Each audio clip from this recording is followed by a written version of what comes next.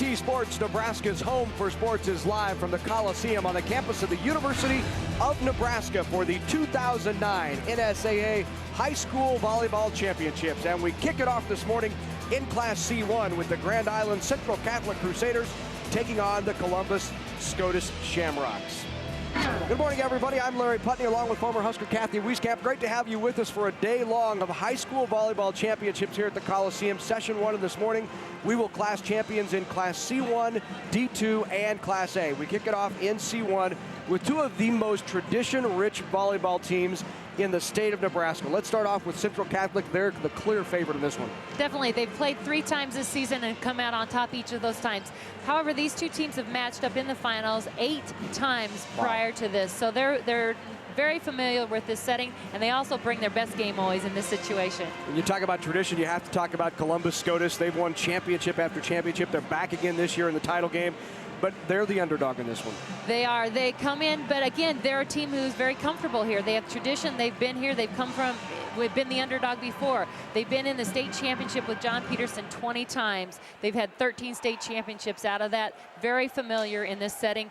You never know what's going to happen. So John Peterson takes on Sharon Savala. Should be a good one. Let's take a look at where these two teams reside. Of course, Columbus Scotus is in the city of Columbus in Nebraska. Here's the look at the map. Columbus Scotus comes in at 23-5, and Grand Island Central Catholic not too far down the road from Columbus. The bracket, how do they get here? How do they make this state championship game in Class C1? Scotus with wins over Syracuse and also Wisner Pilger. And to get here, Grand Island Central Catholic knocked off Kearney Catholic in the semifinals, as well as Bennington in the first round. Well, the third member today of our broadcast team is down on the floor. She'll be reporting all morning long. Let's go down to Rachel Schwartz. Rachel. Well, it is a huge honor and accomplishment for these girls to be here today. And to get to that accomplishment, it takes hard work and dedication, and that's what the Coliseum floor represents. Using those principles for dreams to come true.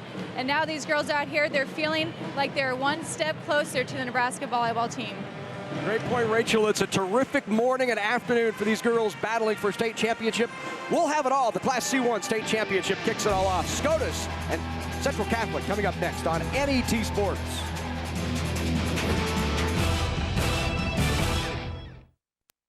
Programming provided by Nebraska Public Power District. My job as an engineer for the Nebraska Public Power District is rewarding.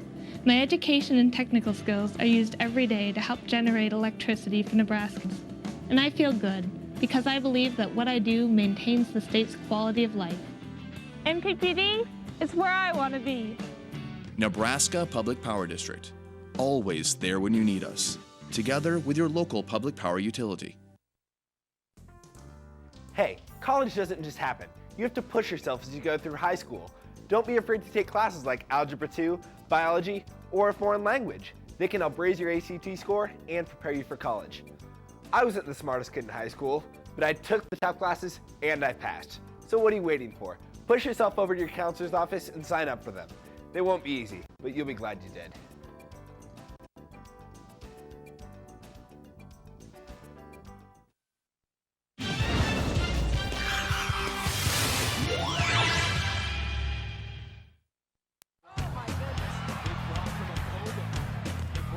Hello, I'm Jeff Beckman. If you enjoy sports action on NET and if you want to see this excitement continue for many generations, consider making a gift to the NET Endowment Fund.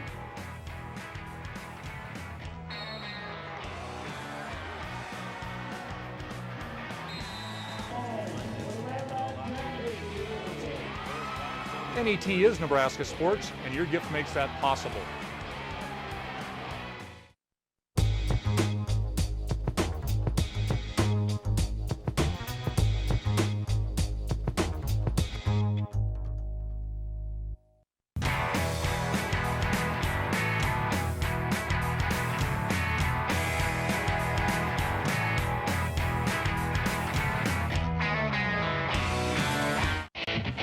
NET coverage of the NSAA High School Volleyball Championships is brought to you in part by NPPD, Nebraska Public Power District, applauding the dedication, teamwork, and sportsmanship of Nebraska's high school athletes.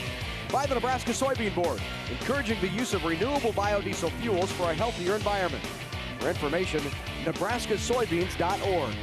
And by Time Warner Cable, inspiring young people to build the skills they need in science, technology, engineering, and math to become the problem solvers of tomorrow. And welcome back to the Nebraska Coliseum. For those friends and family that couldn't make it to today's or this morning's game, they can now watch all the volleyball coverage live on NET's website by logging on to netnebraska.org/sports and clicking on the live streaming link. Maybe the home of the Huskers, but today it's where high school dreams come true, as many of these players have been looking forward to playing in this venue on this floor their entire career. And today they get the opportunity to play for a state championship. And a lot of times that's the extra motivation they need. It's like we have an opportunity to play on the NU Coliseum floor in that championship. That's what I've wanted to do for a lot of years. I've watched the Huskers play there. This time I want to be the person playing there. Two of the great coaches in Nebraska high school volleyball squaring off here. John Peterson for the Scotus Shamrocks, 23-5 overall in his 33rd year at Columbus Scotus. He had a brief stint at Newcastle before that, but he has 760 career wins. On the other bench is Sharon Savala, who's been at it for 35 years with 786 wins. Two just phenomenal coaches and great people. So combined, that is 1,546 wins between the two of them, and between the two schools, 21 state championships. That's amazing. Should be a good one as the Shamrocks from Columbus Scotus get set to take on the Central Catholic Crusaders. And for the introduction of the state championship participants, let's go to our public address announcer, Steve Lemon.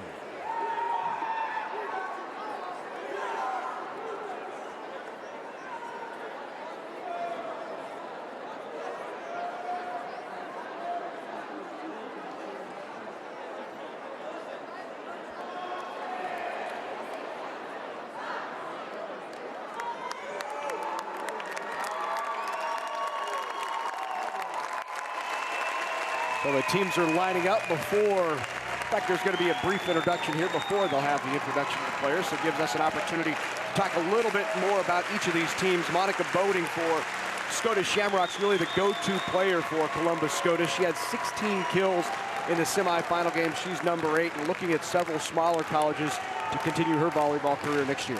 And this team is very offensively mentality. They're very aggressive and really work hard from that perspective.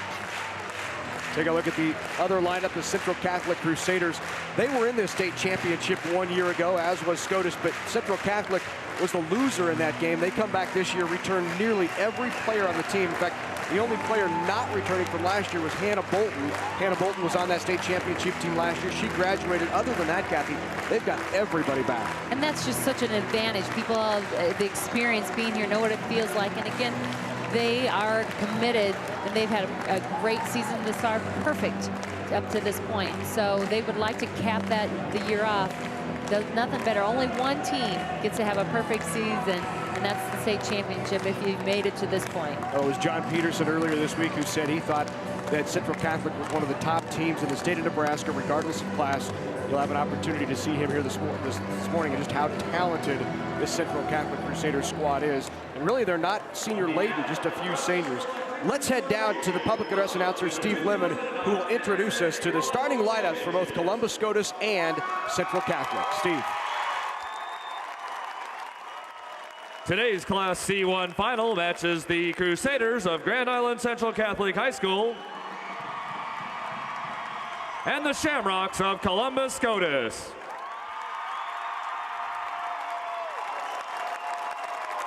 And now let's meet the teams. First, the Crusaders from Grand Island Central Catholic. Number 1, Jessica Wojcik. Number 2, Bailey Baxter. Number 3, Katie Brand. Number 4, Sarah Rogge. Number 5, Jillian Moravec. Number 6, Kelly Soto.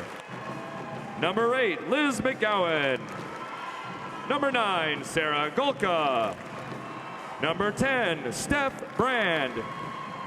Number 11, Haley Benton. Number 13, Lucky Gradup.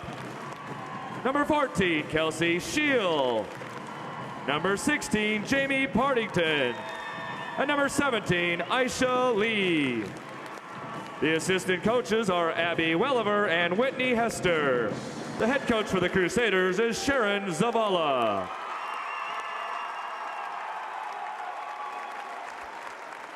Here are the Columbus Scotus Shamrocks. Number 1, Emmy Odbert. Number 2, Tiffany Haney. Number 3, Becky Hall. Number 5, Laura Zock. Number 6, Lindsay McElhose. Number 7, Jordan Shohan. Number 8, Monica Boding.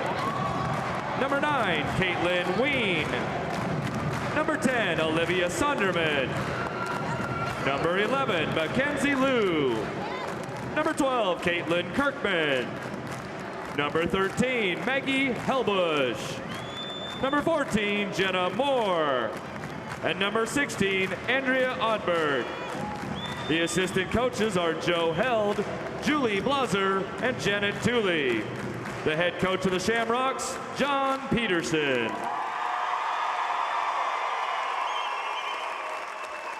The officials for today's match are Mary Lou Marshall and Linda Richling. At this time, we ask you to stand for our national anthem. This morning's anthem will be sung by Papillion La Vista High School sophomore Morgan Harris. Oh, say, can you see by the dawn's early light what so proudly we hailed at the twilight's last gleaming, whose broad stripes and bright stars through the perilous fight o'er the ramparts we watched were so gallantly streaming, and the rockets red glare, the bombs bursting in air, gave proof through the night that our flag was still there. Oh, say does that star-spangled banner yet wave o'er the land of the free and the home of the brave?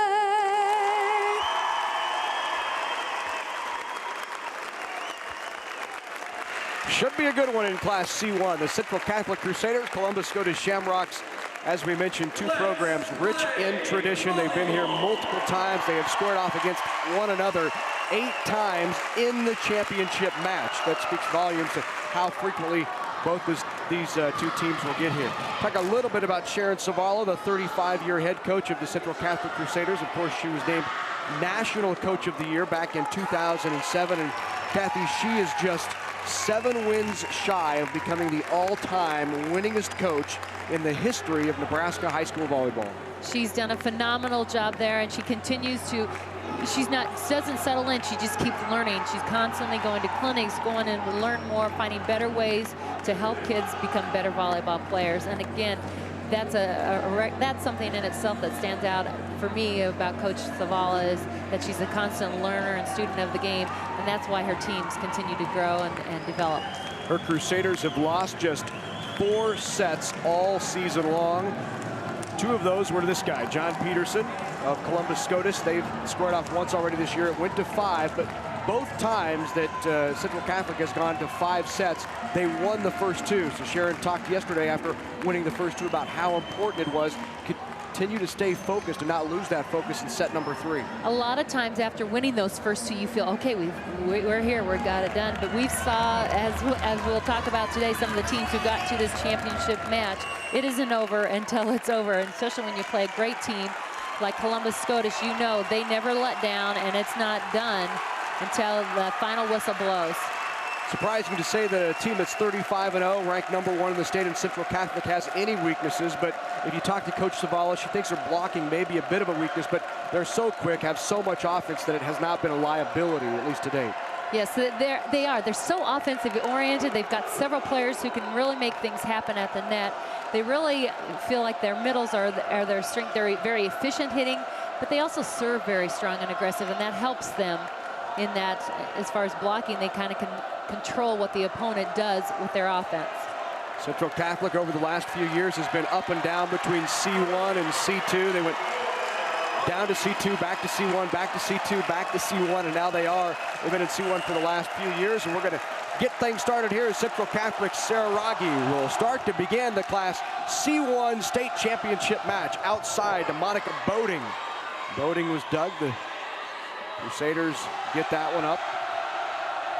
Quick in the middle. Not terminated. It is. The kill will go to Lindsay McElhose. McElhose does a nice job, turns the ball, takes it, doesn't go directly into the block, takes it off the edge and gets a big kill. Good start for their Columbus Scotus. Shamrocks draw first blood here. Opening set of the Class C1 state championship. Nice jump serve by McElhose there. They try to take it over on two. Outside to Boating off the top of the block. They go outside the other way. Into the net, but up goes Wojcik. Boating again. Kept up. We'll see a lot of long rallies in this match today. Both of these clubs very adept at keeping the ball alive. You saw it right there. But it gets down, and the kill goes to the Shamrocks. They're on top 2-0. As you mentioned, both these teams very disciplined, very organized, and that allows for you to keep strong rallies going back and forth because you're in position more frequently. There's the junior middle blocker. McElhose will serve again. Led the team in kills this year.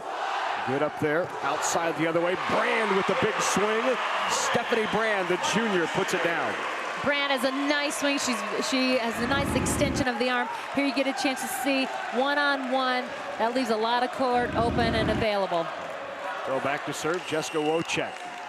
Junior outside hitter for Central Catholic. 108 aces on the year for Wojcik. Overpass there is forced, kept alive by Central Catholic. Brand letting her teammates know she can't touch it again. Good communication there, kept alive. Outside, McGowan with the swing, can't get it down. Other way, Boating off the top of the tape, rolls along and finds the floor. Just catches the tape there, but again, gets a good roll, and Scotus comes out on top. It's a sharp angle here that she doesn't have a lot of court to work with, and actually the net probably gave her a little edge there in keeping it in play. Jordan Shohan now to serve. Shohan, the sophomore setter. For Scotus, that's a quick middle, and right into the tape goes Brand. Tapped herself, said my fault. Caitlin Kirkland right there, and Brand had to work to try and take it around. Dropped a hand a little bit on the contact, and that's what caught the tape. Yeah, big Shamrock block having an effect here early. It's 4-1 Scotus. They'll go outside, another block.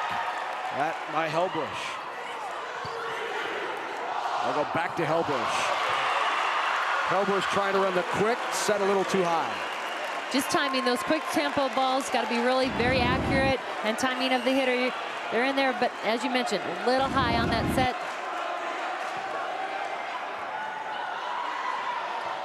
Nice serve there by Bailey Baxter. Another quick in the middle, wide open middle, and Katie Brand this time puts it down. Grand Island Central Catholic hitters are doing a great job trying to work around the edges of the block, and they're really doing a nice job of that.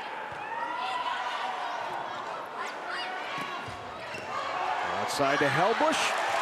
Maggie Helbush, the senior, with the kill.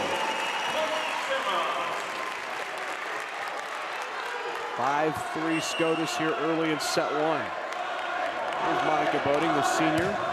Their go-to player is Coach John Peterson, and she pulls out the ace for Boating, her 16th ace of the season. And she's a senior, and she really shows her leadership out on the court. Coach Peterson has her playing a large role, doing a lot of things for this team. That swing a little wide. I'll give the point to the Crusaders. So back to serve now for Central Catholic. Here's Stephanie Brand. Brand, the go-to player for Central Catholic when they need a point. 8 kills in the semifinals. Bump set outside. Liu with the kill. Mackenzie Liu, and what a stable of hitters this Scotus team has. And that's the thing, they're very balanced. They have people that just don't make a lot of mistakes. They come in, they're making strong shots, making good decisions. And again, comes from good coaching.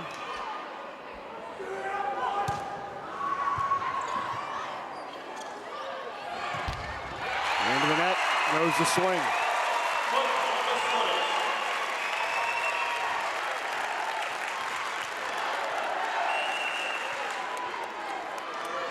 Eight for Shamrocks.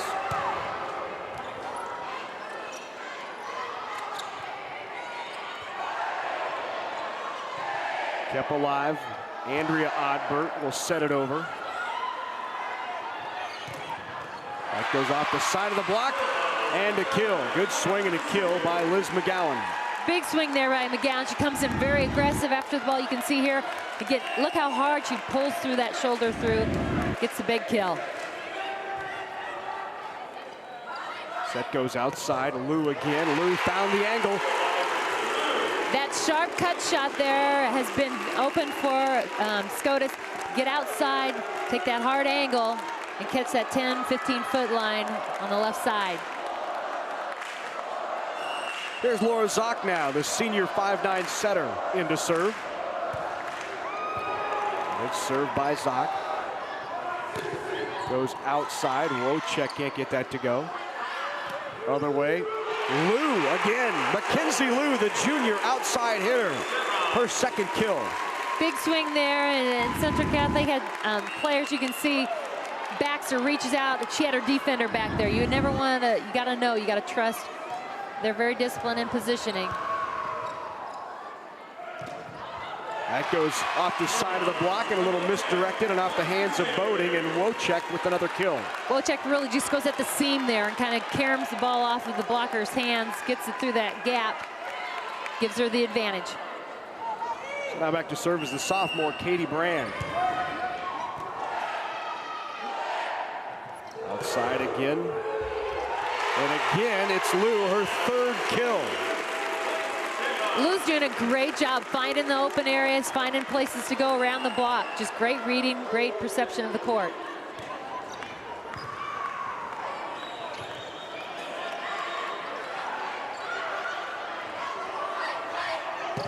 Outside off the top of the block goes Boding, kept alive. Other way. Wojcik can't get that to go. Quick in the middle. Block back. McElhoe's got it back up though. Now over to Boding. Brand is there. Good rally. Wojcik again found the back line. Wojcik with a kill. Great organization. Again, both teams staying very organized, keeping in system, giving their setters, each team varied options on their attack. Great shot selection there. Right on that back line, and that serve is a bit long. So 12-7, a 5-point Shamrock advantage here in set one.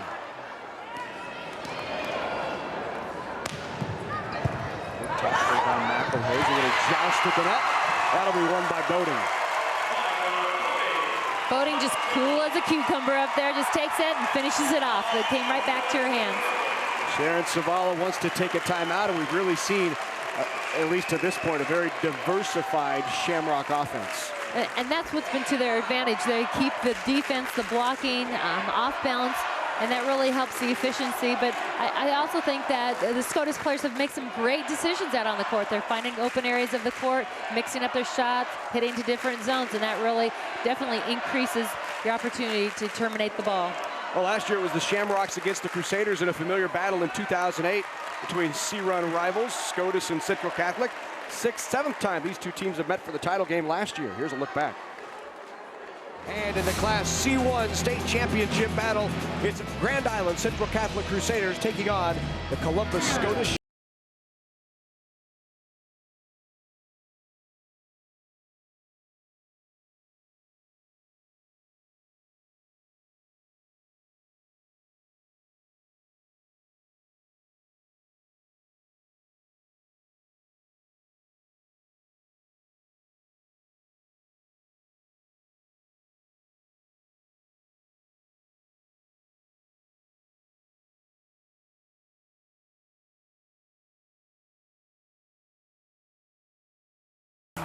Outside, McGowan into the antenna. That's it. And why not? The Shamrocks with lucky number 13. And we're seeing it all over again this year. The Shamrocks win the state title last year. Lead here 13-7 in set number 1. Serve from Lindsay McElhose into the net. 13 state championships for the Shamrocks. 6 runner-up trophies. Quick middle. Stephanie Brand puts it down. Brand just does a great job, has great vision on the court. She does a nice job cutting it around the block. She does it again. She just sees where they are and goes the opposite direction. Jump serve now by Jess Wojcik. On the slide, Brand got a hand on the swing of Kirkman. Blocked back by Kirkman. Outside set, blocked back. Stephanie Brand there again, along with Bailey Baxter. Big block, but you know, Brand does a great job. She seals the net very well, you can see here. But great setup by Baxter. She sets up, moved inside, just where she needed to be. Wojcik again, and the ace. 109 aces on the year for Jess Wojcik, and a quick timeout from head coach John Peterson. Wojcik had 17 aces in a single match this season. It's a school record, so she can get hot. That jump serve, she really puts a lot of heat on the ball.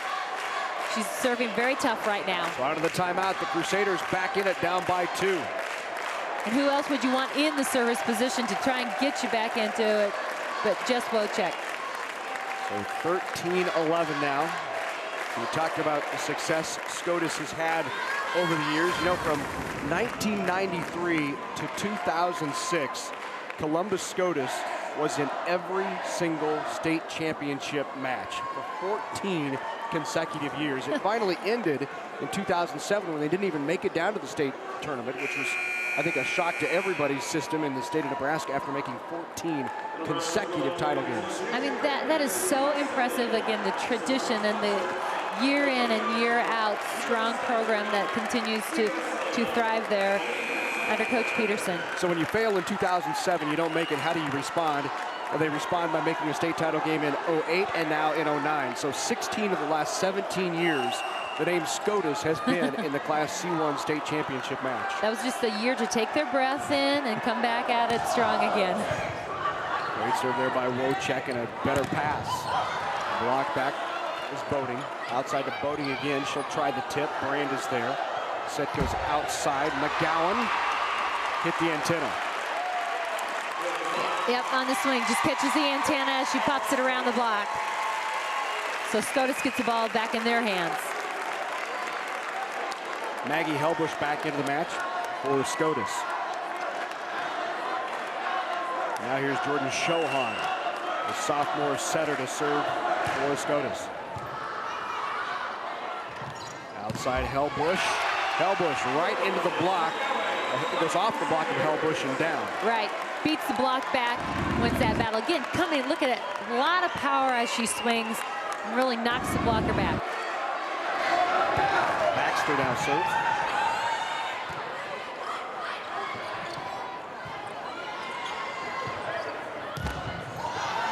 Good swing by McGowan, can't get it down.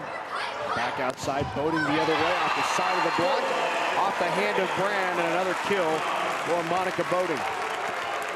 Boating just is so consistent. She's very poised out on the court. Again, her senior experience being here, knowing what needs to happen. She's really setting a great model for her teammates out on the court. Great timing on the quick from Bailey Baxter, the setter, to Brand.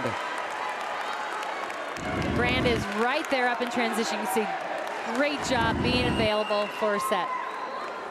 Now Brand to serve.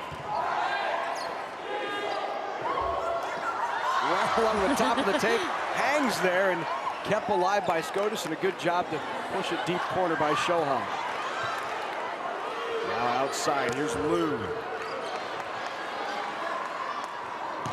Back the other way, McGowan can't get it down. Hellbush into the block, and Hellbush with another kill.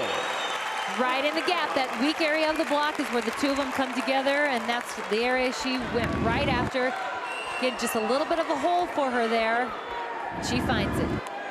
McElhose, Hellbush, and Lou that up front right now for the Shamrocks. Great up. Brand was there, but even better up by Andrea Odbert. The libero for Scotus. Odbert tried it again, but that time the kill goes to Liz McGowan.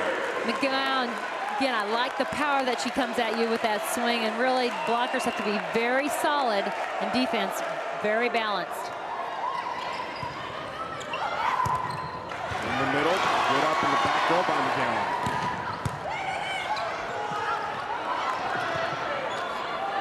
Brand will set Wojcik outside, and Wojcik dug. Another great dig by Odbert. What a terrific libero she's proving to be here early. And that's a strong strength of this Scotus team. They are scrappy defensive players. Hard to get the ball to go to the floor. On the tip, Odbert tried to get there, couldn't make it. Nice mix-up and change-up and a kill by Central Catholic. Jamie Partington does a great job here. A lot of big swings have been coming. She mixes it up with a nice little short soft shot. Block back, solo block, Wojcik on the outside. Big block there by Wojcik. Solid, strong outside hand, pushes that ball right back to the Scotus side. Central Catholic has clawed their way back into it. It's now all even at 16.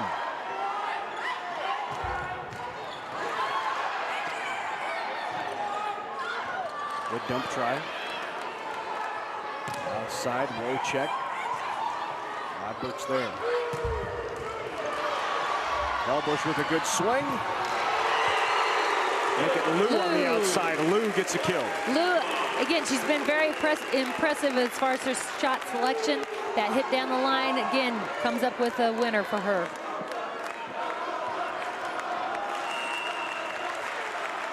So Laura Zock back into serve for Scotus. 17-16.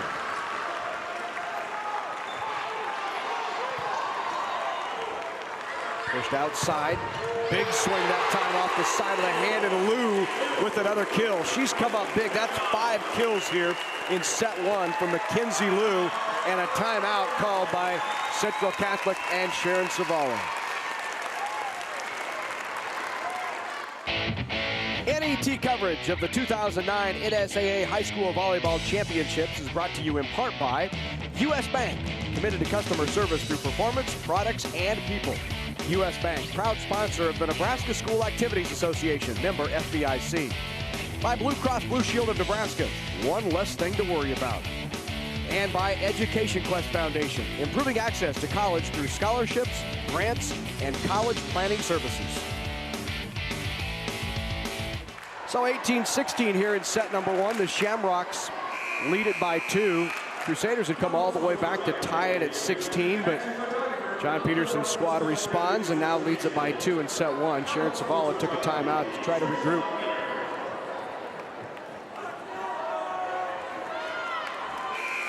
State championships, 6 runner-up for the Scotus Shamrocks, and the 15th trip to the finals for Central Catholic.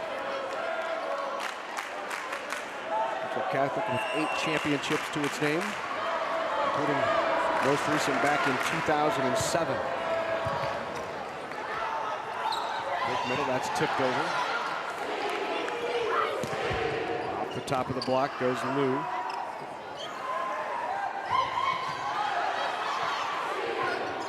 Johan tried the dump, couldn't get it. Back outside, Wojcik. Good up. Good scrappy defense again by the Shamrocks. Oh, nice dump try by Brand. Great response by Lou. Wojcik with the kill. Off the hand of the block and falls on the Scotus side. Block was there, but not sealed across the net. And so they were able to knock it back and enough gap for it to slide across. And the serve long by Brand.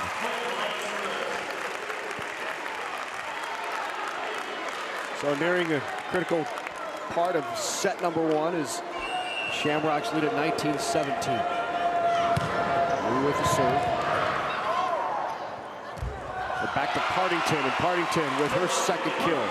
Great pass, allowed them to run that quick transition, and Partington in there for that quick attack. That's a hard timing between the setter because it's behind the setter's head, so that quick one has to be just perfect set. Monica Boating goes line. It was there. Couldn't get it down. Good coverage. Off the side of the block. Once again, Wojcik with another kill. Jessica Wojcik is very consistent on the outside, and that's what Coach Zavala says. Our hitters are very consistent. They make great shots. Here's another one by Wojcik. Central Catholic still looking for its first lead of the match. Off the top of the block. Dick by Oddberg. Pushed back. Quick in the middle. Brand can't get it down. Outside, Boating off the top of the block. Another good up, another great rally. All even a 19 on the slide. That's slapped over. Brand is there, but into the net is Scotus. Point goes to Central Catholic, and that's the Crusaders' first lead of the match. And John Peterson will take a timeout. Well, we expected this kind of match, a hotly, very closely contested battle between these tradition-rich teams. And the thing that I think is interesting is both of them in the timeouts, they've made some adjustments, come out, and the players have executed those adjustments. Then the other team does the same thing, and again, that just shows the level of intelligence of the players and their ability to make changes and to continue to keep these close. That's why they've been so successful. The 2019 Crusaders on top. You know, we talked about how long Sharon Sabala had been around at Central Catholic, and she talked to us last year about she's now coaching the daughters of the parents that she used to coach. Right. Her former player, the daughters of her former players is probably the best way to put it. Said Jess Wojcik earlier this year set a record, had 17 aces in a single match, and that record was held by Katie and Steph Brand's mother, Mary Brown, who used to play for her, and now she coaches the. So it's a tradition that just continues at Scotus. And that's kind of a neat. Yeah, it's a neat thing. You know, your players have already instilled in their children kind of the things that you've learned from that same coach, and so, like you said, tradition. There's nothing better than a strong tradition. Brand's in the middle, puts it down. Crusaders by 2. That was a little quicker tempo, and Brand was able to get it between the blockers. Earlier on those quick attacks, the blockers have been getting their hand on it, slowing it down. She pops it in quick this time. That's where they go when they need a point, is Stephanie Brand. And where does Scotus go?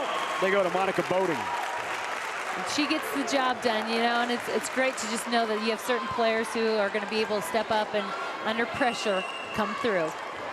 And with Boating and Brand both in the front row right now, you may see a heavy dose here late in set number 1 of those two. Brand, there she is, got it.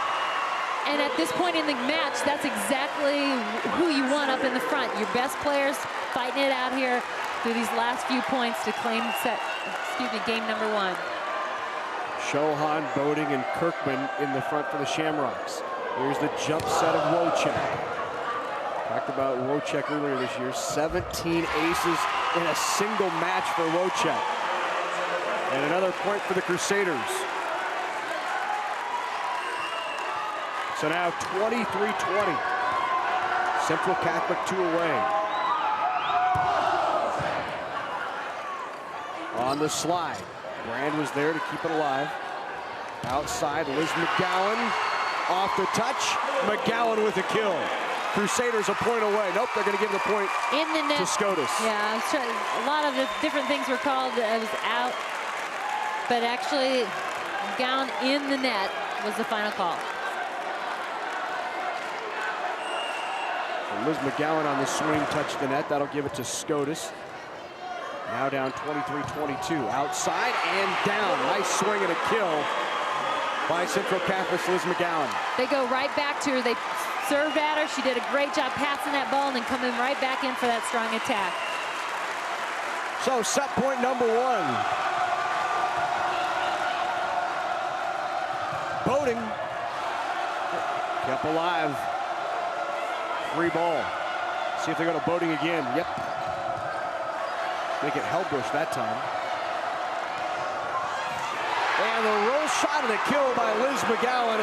Her 4th kill of set number 1, and Central Catholic takes the first 25-21. So Central Catholic, the top team in the state, comes out and hands it to Scotus in set number 1, 25-21. They lead 1-0.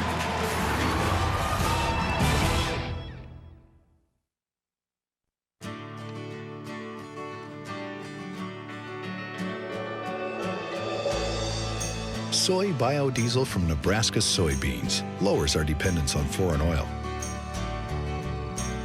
It has properties that reduce engine wear.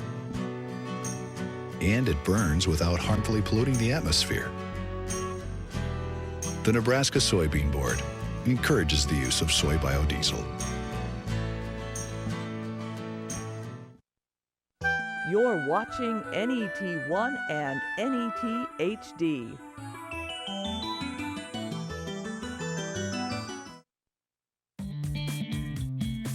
Hello, I'm Ron Hull, inviting you to join me for a tour through some of America's great national parks. We'll take in the canyonlands of Arizona and Utah, Wyoming's wondrous Grand Tetons and Yellowstone, the beautiful Black Hills of South Dakota.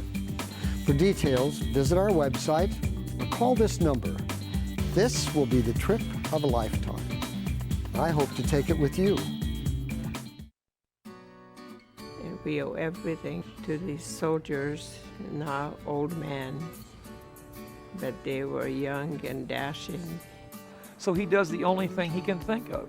He asked the townspeople of Neely to treat White Buffalo Girl, his daughter, as though she were one of theirs. Nebraska Stories, showcasing our state and the people who call themselves Nebraskans.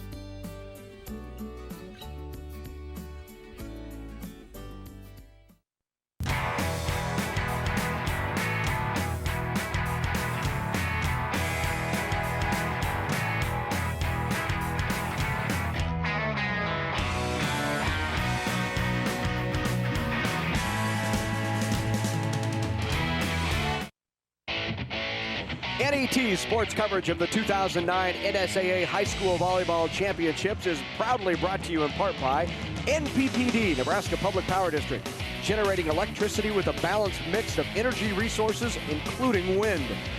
Nebraska Soybean Board, encouraging the use of renewable biodiesel fuels for a healthier environment. For information, nebraskasoybeans.org. And by Time Warner Cable, providing cable, internet, and digital phone service for your home or your business. So welcome back to the Nebraska Coliseum. Central Catholic trailed nearly the entire first set, but they came back late and won it 25-21. Here's a look at set 1 stats. Grand Island Central Catholic leads in kills, and again, they're a very offensive-oriented team. They really did aggressive spreading it around, but very balanced, as you would imagine after the first set. Very close all the way. Let's go down to the floor to Rachel Schwartz. Rachel. Well, as you can see, the Crusaders started to make a comeback, and that was because a few key players started to step up really big. Specifically, number 10, which is Stephanie Brand. You could tell that once she got in a rhythm, that the team just really picked up and gained a lot of confidence. Stephanie Brand, number 10 for Central Catholic, being recruited by Nebraska, Kearney, Wayne State, and UNO. She's just in her junior year. She's got a year to decide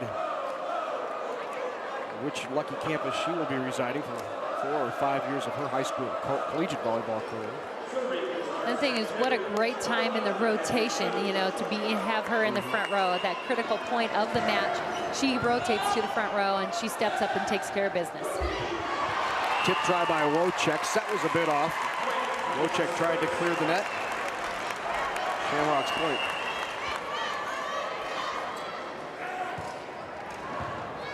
Served by Lou. Outside to Brand. And a big swing. That's right where she likes that ball. Just off the net. She can read the block. And they use her in that serve-receive rotation as she's in left front, swing away on the outside. And that's a big, long arm. And she's got a lot of court to work with.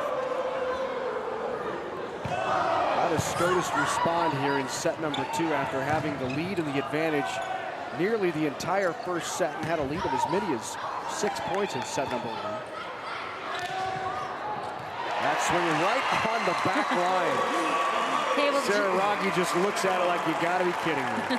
I thought for sure it was long. But Bodine says, I knew it. He had it controlled. Great control of the ball, though. She tempo shots it. McElhoe's just off the top of the tape, quick in the middle. Brand punches it across. Shohan on the slide. Kirkman can't get it down. And a kill in the middle. Brand again.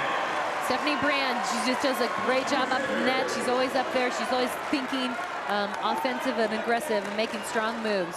Brand was quiet early in that set one and came alive late. And a couple of kills already here in set number 2. And the ace. Bailey Baxter with the ace. Baxter, the 5'6" junior setter for Central Catholic. Off the top of the tape, back-to-back aces by Bailey Baxter. She had 43 during the regular season. Coming in here to state, adds a couple more here. And that's one thing that their game plan coming in was to serve very aggressively, control it, win on serving and passing. The offense will take care of itself if you do that. Nice quick set in the middle. Caitlin Kirkman put it down. So back to serve for the Shamrocks. Here's Jordan Shohan. Shohan second in the team this year in kills as the setter. Boy, ran a double play there, but no fooling Maggie Helbush, who was there to put it down. Helbush does a great job. She's identified her attacker, moved in, and she moved in with her also, and was able to assist. Great reading.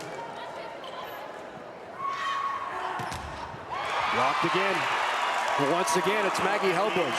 She's having a nice game at the net. She's making good decisions, reading. You can see her head, but what she's watching the attacker and the approach. That makes setup a lot easier. And pushes it across, blocked again. Helbush, 4 blocks, 3 of them coming here in set number 2.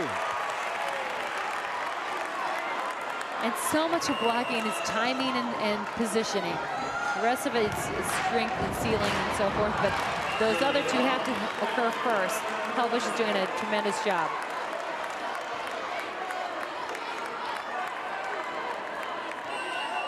Steph Brand now to serve for Central Catholic. At the top of the block. Partington flips it over. Shohan in the middle. Quick in the middle. Kirkman gets a kill. Kirkman does a great job getting her hand on the ball. It wasn't ideal, wasn't in position for her to really rip it. She does a great job keeping her hand high and making a strong play. Shohan really doing a nice job of distribution between Boding and Lou and Kirkman and Helbush. She's finding the open attacker. McGowan on the slide there really terminates. She has 6 kills. And comes off again. She played very strong in game number 1. Comes in playing strong again.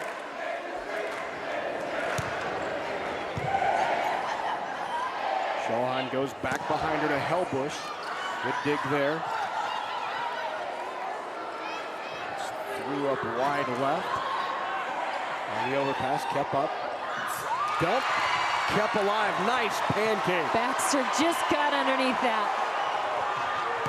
Outside the bigger swing and down. What a powerful swing by Mackenzie Liu. Mackenzie Liu has played great up to this point. She's making great shots here. Everything was kind of disorganized. She steps up, gets outside, and rips through the ball.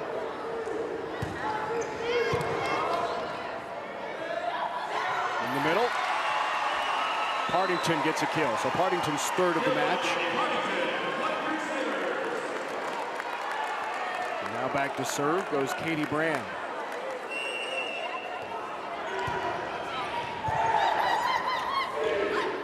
In the middle, wide open, but a good dig by McGowan. Free ball for Scotus. Shohan this time goes outside. That's blocked back. Nope, no block into the net. 4 hits called on Scotus. And John Peterson. 9 9-6, make it 8-8, all even at 8. And a kill. Bush has had a great series through the front row here in game number 2. She's really played strong, particularly blocking, but here comes up with a big swing. She sneaks it right through, threads the needle. Unofficially, we have Hellbush with 4 kills and 4 blocks. Zock again to serve. Tip try there. Nice recovery. Shohan reached back to get it. Free ball. Crusaders push it outside. Low check with the big swing. Can't get it down. Low check again. We'll try. Off the top of the block.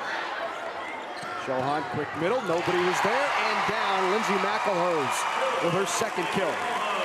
McElhose does a great job getting in here, being very aggressive, staying organized.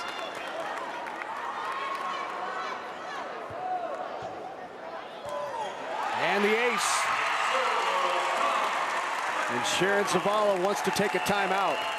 So the Shamrocks, after being tied at 8, have rattled off 3 straight to take an 11-8 lead, a similar position they were in last set with the lead. And Sharon Zavala will take a timeout to call it off, talk it over.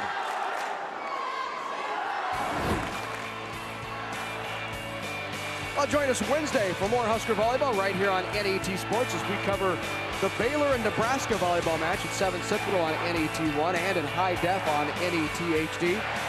Plus, visit netnebraska.org/sport for special video features on the Husker players and coaches. NET Television is Nebraska's home for sports. And what a great time to have Nebraska playing well right now. I know we have an interested volleyball crowd around the state. Terrific match last night against Texas A&M, and of course they're hoping to make it to Omaha and hang another banner from the rafters. And Coach Cook, we talked too, it's a progression as these teams have worked through their season and got to this point, and they've gotten better and better at Nebraska's going through that same transition and playing their best ball at the correct time. Of course, when I say get to Omaha, that's where the regional finals will be this year. The Final Four, of course, in Florida, in Tampa, in 2009. John Cook and that squad feels pretty confident. If they can make it to Omaha, special things happen at the Press Center for Nebraska volleyball. Yep, they've had great success there, and again, a great crowd and support of the state. Wojcik had that rolling right along the top of the net, and then Partington got the big block.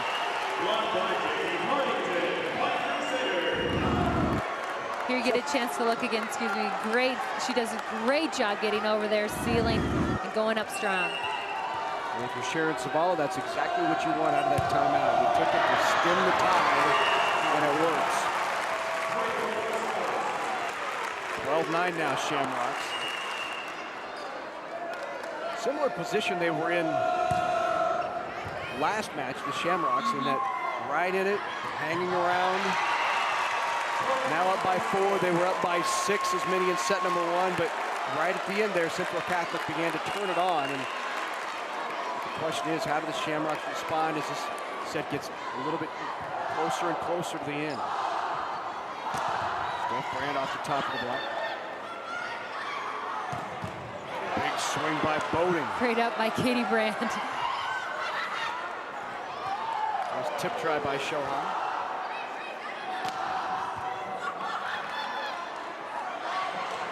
Outside Boating again, but that into the antenna.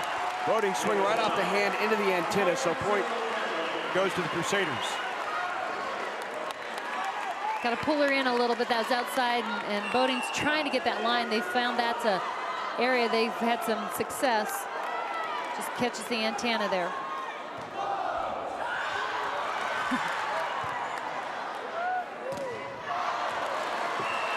Swing is long, makes it 13-11 now. Out of that timeout, Crusaders have headed to 2. It's the 3rd time in the last 4 years that Scotus and Central Catholic have played for the state championship. Back in 2006, Central Catholic beat Columbus Scotus 3-0. Then last year, Scotus returned the favor, winning 3-0. If we keep on that rotation, it would be Central Catholic's turn, although I'm sure Scotus and John Peterson going to have a thing or two to say about that. Brand on the slide. Well, in the series between the two in this championship, Scotus has the advantage. They've won 5 and Central Catholic 2. So Central Catholic's trying to get their way back in there and move up a little bit, get this 8th meeting here. Jump serve by McElhose. Outside off the side of the block, and Liz McGowan with another kill. McGowan now has 7 kills. McGowan just very consistent up at the front. She has great swing, real strong as she comes in for that approach.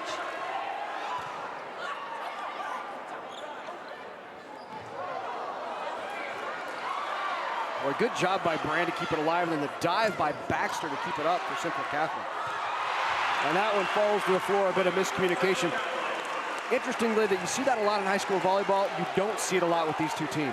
No, you're right. I mean, they're comfortable with each other. They just know, they just react on instinct and are usually tucking most of the time. McGowan again, big up at the net. She's just so consistent. 8 kills for McGowan thus far in the match. That, of course, unofficially, she had 17 kills in the semifinals. McGowan being recruited by a couple of different colleges. Iowa State looking at her as a libero, and she's also being recruited by UNK.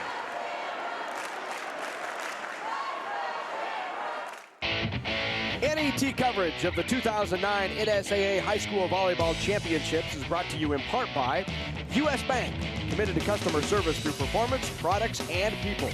U.S. Bank, proud sponsor of the Nebraska School Activities Association, member FDIC. By Blue Cross Blue Shield of Nebraska, one less thing to worry about. And by Education Quest Foundation, improving access to college through scholarships, grants, and college planning services. So at the Nebraska Coliseum, the Shamrocks on top of the Crusaders 15-14 here in set number 2. Central Catholic took the first set 25-21 after the Shamrocks had led it nearly the entire first set. And the Shamrocks had a lead as big as 4 points here in set number 2, and now it's back down to 1. So John Peterson talked it over. Let's see what his team puts together on to try to side out here. They'll go outside. Off the top of the block, Boating, and Boating puts it down. Who else are you going to go to but Boating? She does a tremendous job. Great side out off the timeout. Here's the setter, Jordan Shohan. Shohan with 22 aces on the year.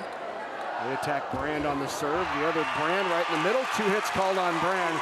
Big block by Scotus.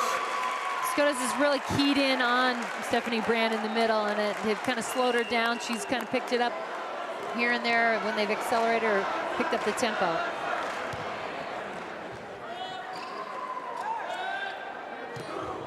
McGowan swing again. Boating the other way, right between the block. Off the hand of Brand, and Boating starting to warm up a bit.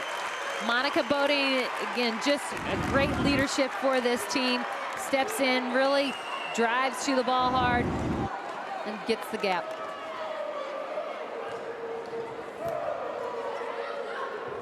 Quick in the middle, Brand tips, and Brand with the kill. Good job by Katie Brand, the sophomore. And now Stephanie Brand will go back to serve.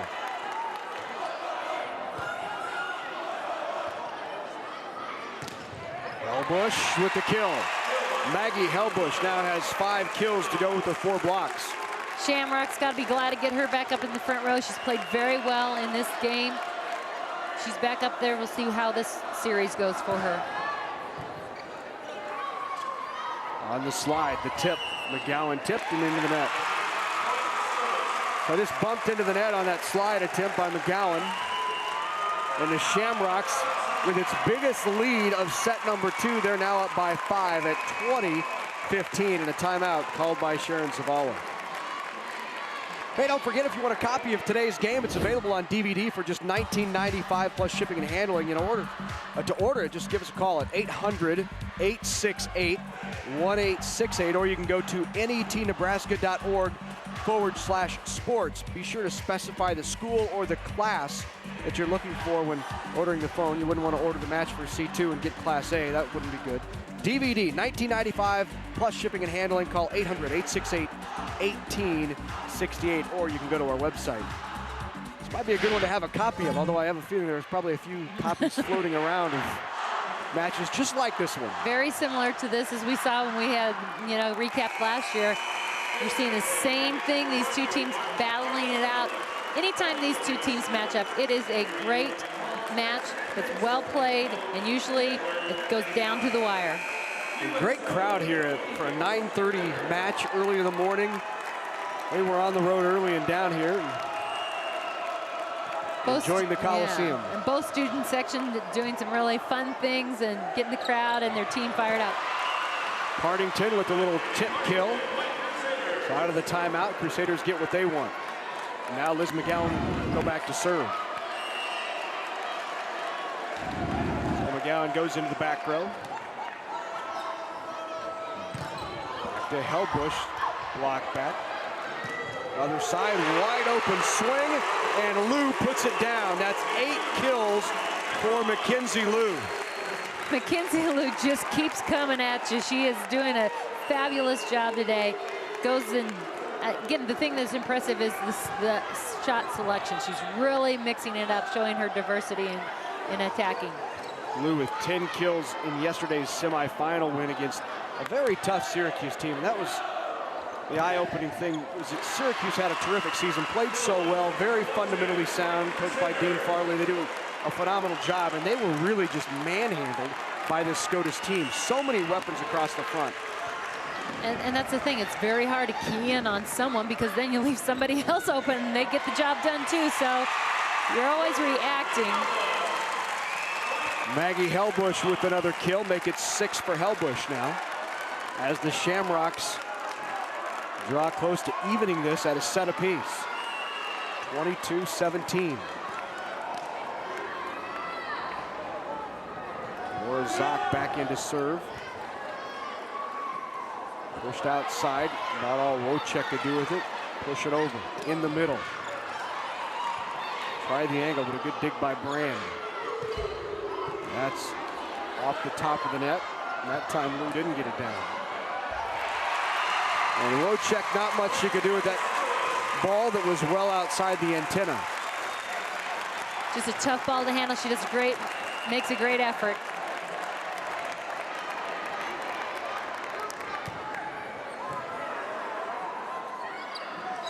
Check again. No touch. That was into the net. So Central Catholic a bit out of sorts here. Late in set number 2. It's all going the Shamrock way. And we are at set point for the Shamrocks in set 2. And they got it with the ace. Laura Zock off the bench serves the Shamrocks all the way to set number 2. As you might expect in Class C1, a battle between Columbus, Scotus, and Central Catholic, and it's all even at 1 set apiece.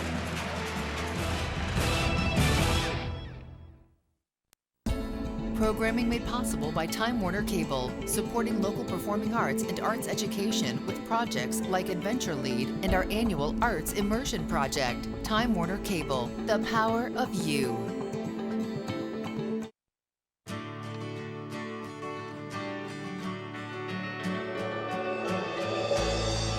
Soy biodiesel from Nebraska soybeans lowers our dependence on foreign oil. It has properties that reduce engine wear. And it burns without harmfully polluting the atmosphere. The Nebraska Soybean Board encourages the use of soy biodiesel. Along with my partner, Adrian Fiala, I'm Kevin Kugler, inviting you to join us for our next edition of NET's Big Red Wrap-Up. And Kevin will recap the Kansas-Nebraska game, and our guest will be sports writer and Husker historian Like that guy. And be sure to vote in our sideline survey. What will the Huskers' record be in the final 3 conference games? Check us out at netnebraska.org/Big Red and follow us on Facebook and Twitter. It's the wrap-up right here on NET, Nebraska's home for sports.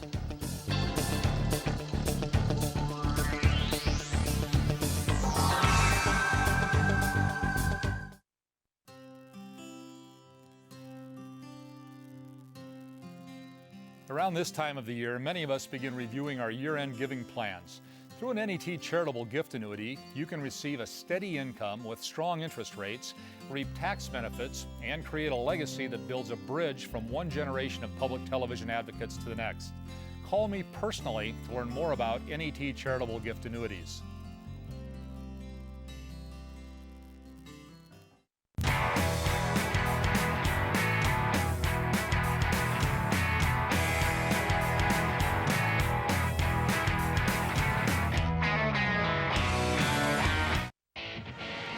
NET sports coverage of the 2009 NSAA High School Volleyball Championships is brought to you by these proud sponsors: NPPD, Nebraska Public Power District, always there when you need us, together with your local public power utility. By the Nebraska Soybean Board, encouraging the use of renewable biodiesel fuels for a healthier environment. For information, nebraskasoybeans.org. And by Time Warner Cable, providing coverage of local high school sporting events and activities on Nebraska On Demand, Channel 101. Back at the Nebraska Coliseum, first championship match of the day in Class C1, Columbus Scotus and Central Catholic from Grand Island. Crusaders came into the matchup undefeated on the year at 35-0. Scotus 23-5, and you can see through 2 sets, it's all even. Central Catholic taking set number 1. Scotus takes the second at 25-17. Sarah Raggi will start it off for Central Catholic. Outside to Boating right away. Boating off the top of the block, and that finds the floor. Monica Boating now with 7 kills as we begin the 3rd set. Those stats, of course, unofficial. At the net, a little joust. Bailey Baxter coerced it. It's interesting how both teams are going to respond here. I mean, this one is a critical game. Both of them have taken 1. Both of them, again, been in this situation. They always play their best in this championship match, but when they play each other. And so you see the best of both teams in this matchup. Bit of uncharted territory for Central Catholic in that they haven't yet this year been even at 1 set apiece. They've been up 2. The other team has come back to tie it at 2-2 and send it to a 5th. But this is the first time earlier in the match where they haven't that comfort. Sure. Mm-hmm. Yeah. And it is. And again, you mentioned Coach had talked to after those 2-game wins. You have a tendency to relax a little bit, think you're in the driver's seat, and that's when they've got caught off guard. So now that may be to their advantage, keeping their focus heightened, as we are not in the driver's seat anymore. We're even. We got 3 to go here or whatever. It's easy to justify a letdown as well when you're up 2-0, and you can understand how you give somebody a little hope, they come back and win a second, and then when you have to do it in the 5th, you come through and win in the 5th. But this is all even at 1, so they're in a tight one, and the Shamrocks taking a quick lead here in set number 3. And again, a lot of it stems from the strong serving. The passing isn't giving options here. Again, the setters pulled off the net. Hitters aren't getting balls in great positions, or the blockers know where it's going. Into the net, called on the Shamrocks. Point will go to Central. The other thing that impresses me, Kathy, about both of these 2 programs and schools is the amount of alumni that are coming back year after year to get us. I mean, we both know people from Central Catholic and Scotus who played maybe 10, 15, 20 years ago. But every time they're here in Lincoln, those fans are here in the stand watching their alma mater compete. It's really, it's a community type thing, and success has really bred success in both of these 2 programs. You're so right, and again, people love to support the next generation too. You know, they keep coming. We talked about daughters of players of Coach Zavala that are playing now on the floor. They know, they come from that heritage or again, understand the tradition and how important that is. But then people just support, you know, these programs, which is a huge advantage. Everybody saw the touch except Mary Lou Marshall up top.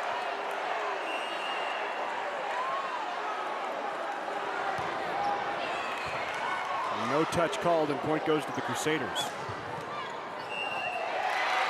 Lift.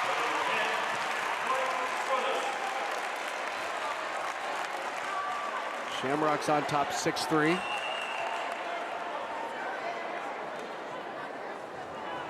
Odbert with the serve. Off the side of the block, right off the hand of Lou. And Liz McGowan gets another kill. Official, I have McGowan with 9 in the match.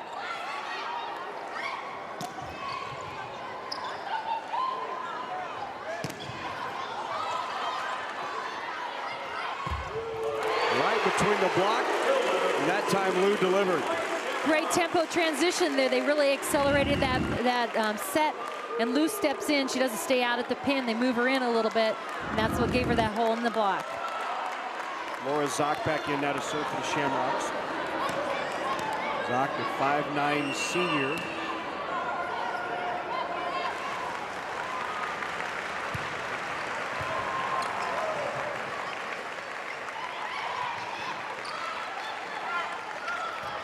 Dump try not there. Brand pushes outside to Wojcik, block back. This time Wojcik will give the Shamrocks a free ball in the middle. McElroy couldn't get it down, but block back. Lou again, Lou with 10 now. Lou's so focused and making great decisions out on the court. She wasn't fooled at all. Well, Shamrocks controlled set number 1 and lost it late. They controlled set 2 and won at 25-17, and they're off to a quick start. Right now, they're the sharper looking team. Playing very well.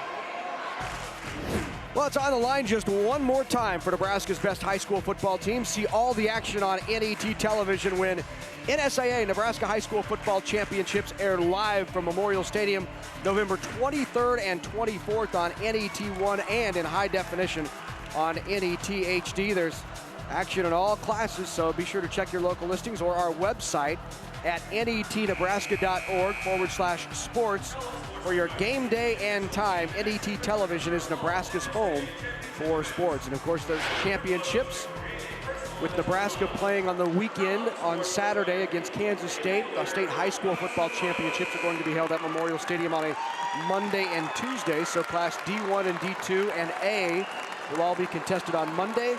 C1, C2, and B will be played on Tuesday. So 2 long days of football from Memorial Stadium, where we'll crown 6 champs, as we're doing here today at the Nebraska Coliseum. That serve just long out of the break.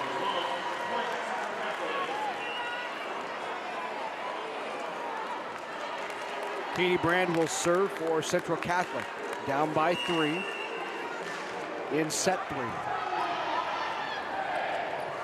On the slide, blocked back.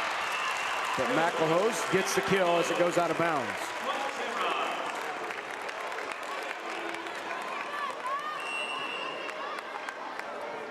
We've talked many times before about the quality of player in Nebraska high school volleyball, and we're seeing it really tonight here on this floor as you take a look on both sides. And I'm sure as some of these players develop, there will be more, but right now, 4 different players on the floor here being recruited to go to various levels of collegiate volleyball, including Liz McGowan, who Christy Johnson over at Iowa State is taking, Christy Johnson Lynch at Iowa State is taking a look at her as a libero. And she's also being recruited by UNK as an outside hitter.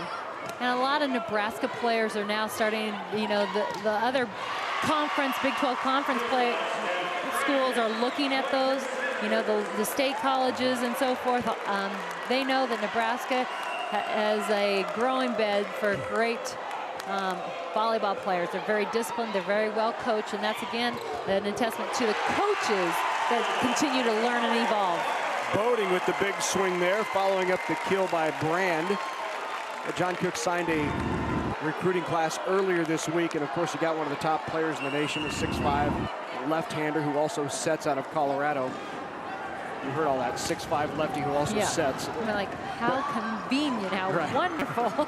The other point that he made is the strength of volleyball in the Nebraska high school ranks. And he said currently they're looking to add a couple of walk-on recruits from Nebraska high schoolers, and obviously he can't talk about it, but he said the quality of volleyball, and especially in a couple of years within the state, we're really going to see how strong the state of Nebraska high school volleyball is. And you definitely have some years where classes are stronger than others, but never is there this huge drop in talent in the state of Nebraska. There's always players, some years outstanding, some years very good, you know, so that's the difference.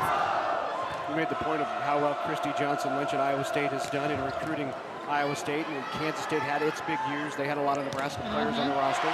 Missouri, when Missouri had great teams, a lot of Nebraska high school preps. The level of volleyball in Nebraska high school, certainly at a high level. At 12-8, Shamrocks have held on to that 4-point lead. Shohan back into serve. Quick in the middle, Brand tries to tip, Shohan there to cover. Boating outside, good dig by Wojcik. Brand pushes it over. Oddbert there, outside the swing, just wide from Helbush, so point for the Crusaders. And Helbush going that line shot, it's been there all day for her. It's a great shot, just missed the mark.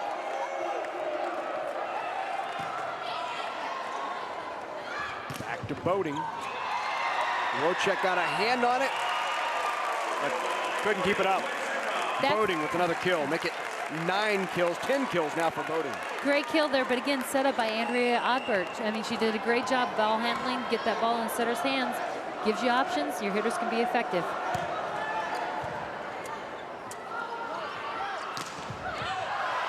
Just wide.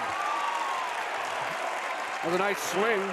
Brand really coming on strong, tried the line, but it just like it sailed on her a bit. And you can tell her determination. She's wanting to turn things around here.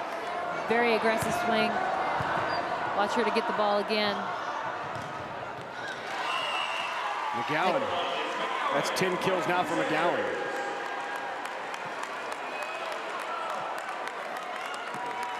So 14-10. Now Steph Brand back to serve.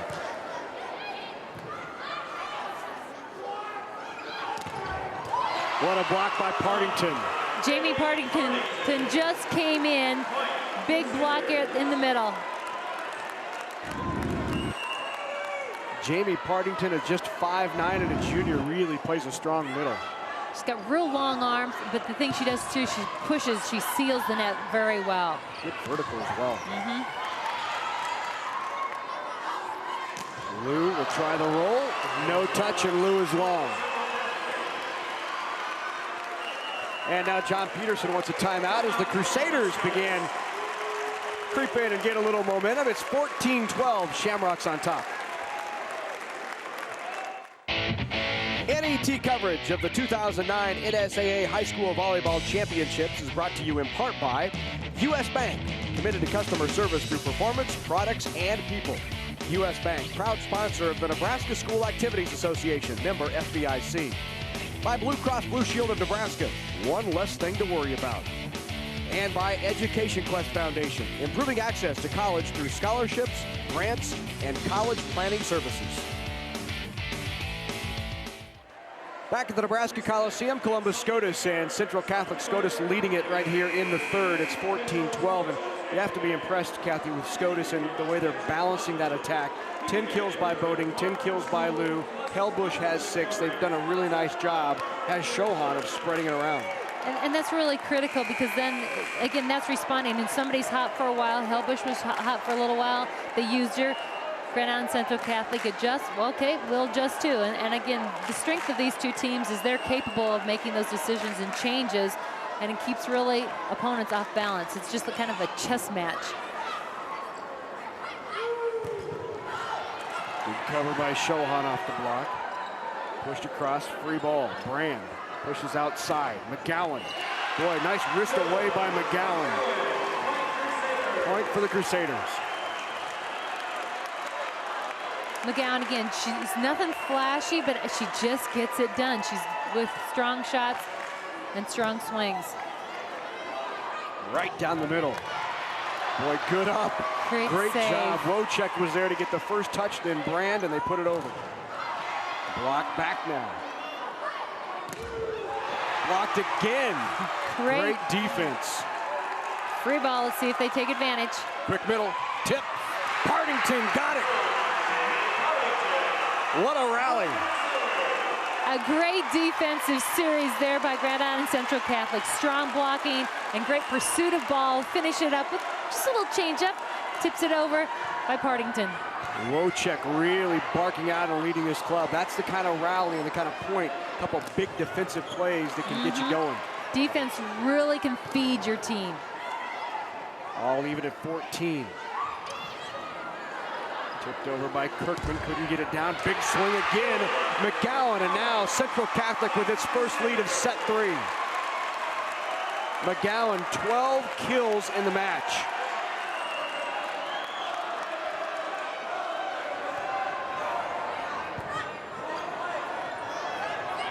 Outside Kirkman off the top of the block, good up.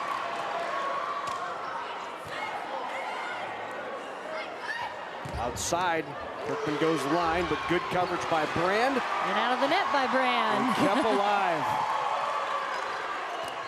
Central Catholic really beginning to pick up the pace. McGann again, wow, McGowan.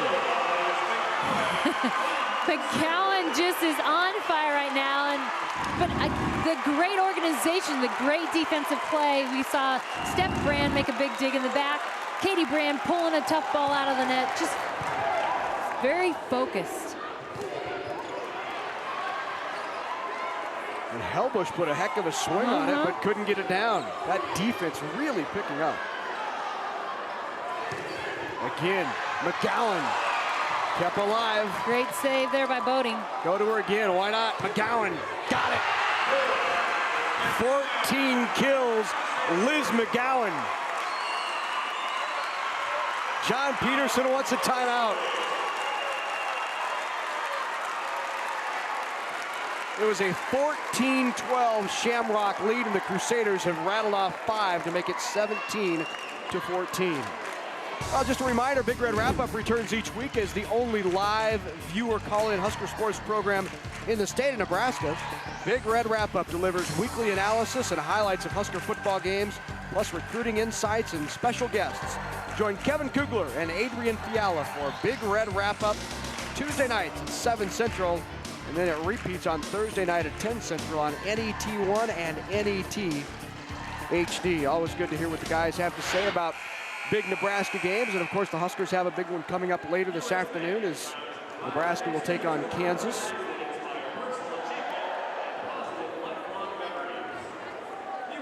(17-14) Crusaders. Central Catholic on top by 3. John Peterson trying to rally his Columbus Scotus Shamrocks. They come in at 23-5 on the year. Does Scotus. Central Catholic at 35-0.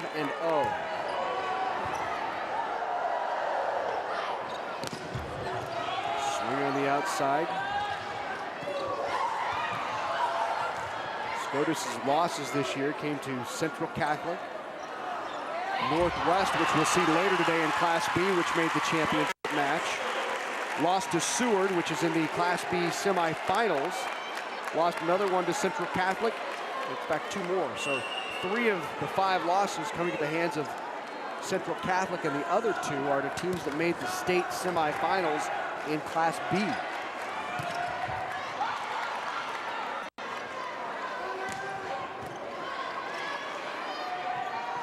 Outside. McGowan couldn't get it down that time. Overpass. Kept alive. And the swing long. Crusaders by 3.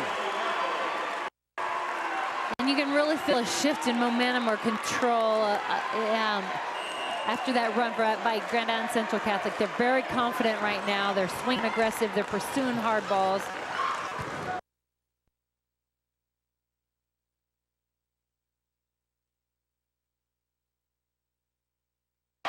Getting the block.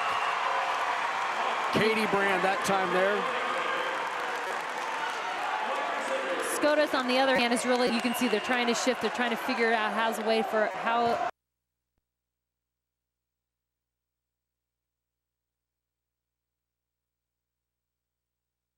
Can we get back and control it? You can just see in the reactions and the responses. Lou slows it a bit, her 11th kill. That was a 7-1 run the Crusaders were on to make it 19-15. Now it's 19-16.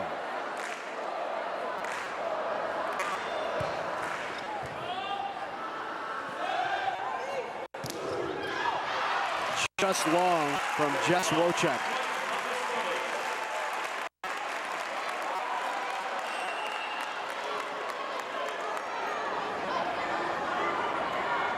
Serve again, Lorzak. Quick in the middle, Partington blocked. McElhose was there to send it back. Wojcik blocked the over.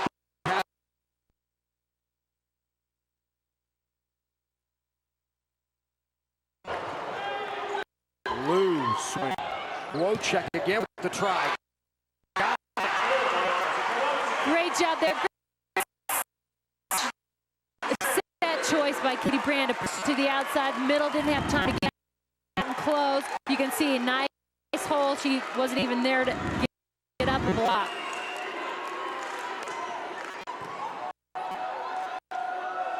On the slide, McElhouse. Off the touch. Point Shamrocks.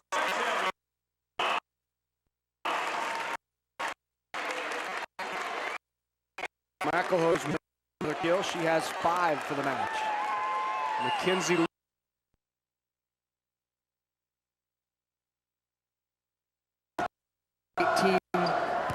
Set number 3. All even at a set apiece.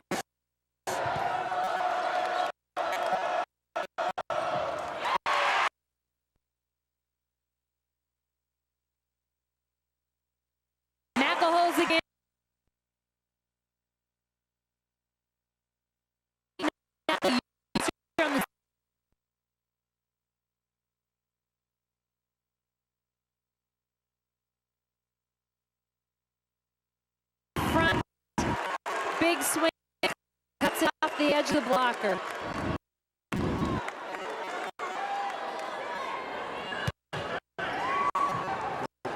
Served by Lou. Tip drop. Good.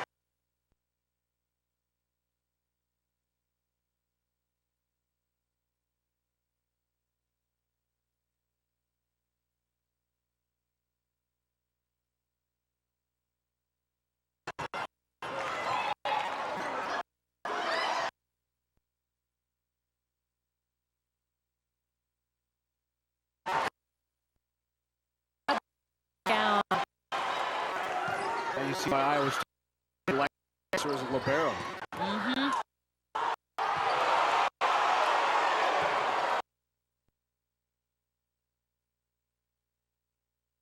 See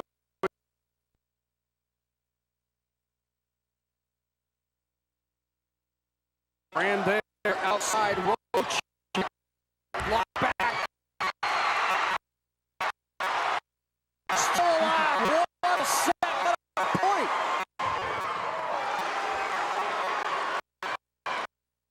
This one is big.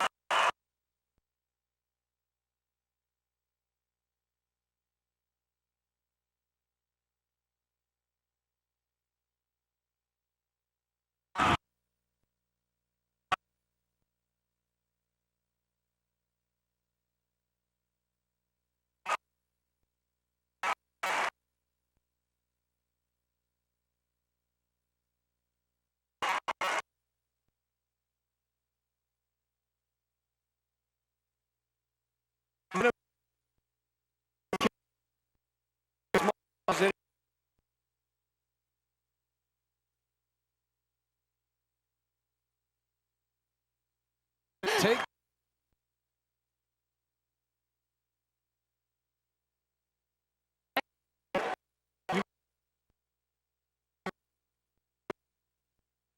Five-point run. Set number 3.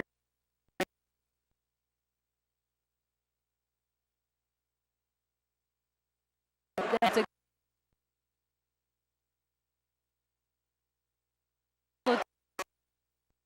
big breath.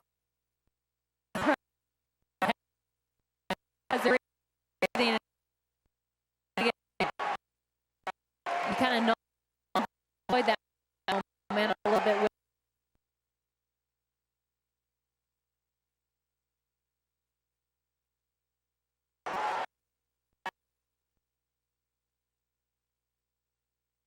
start.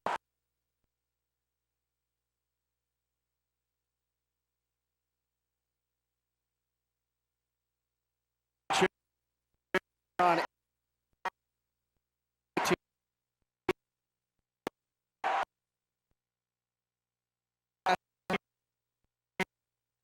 Scotus.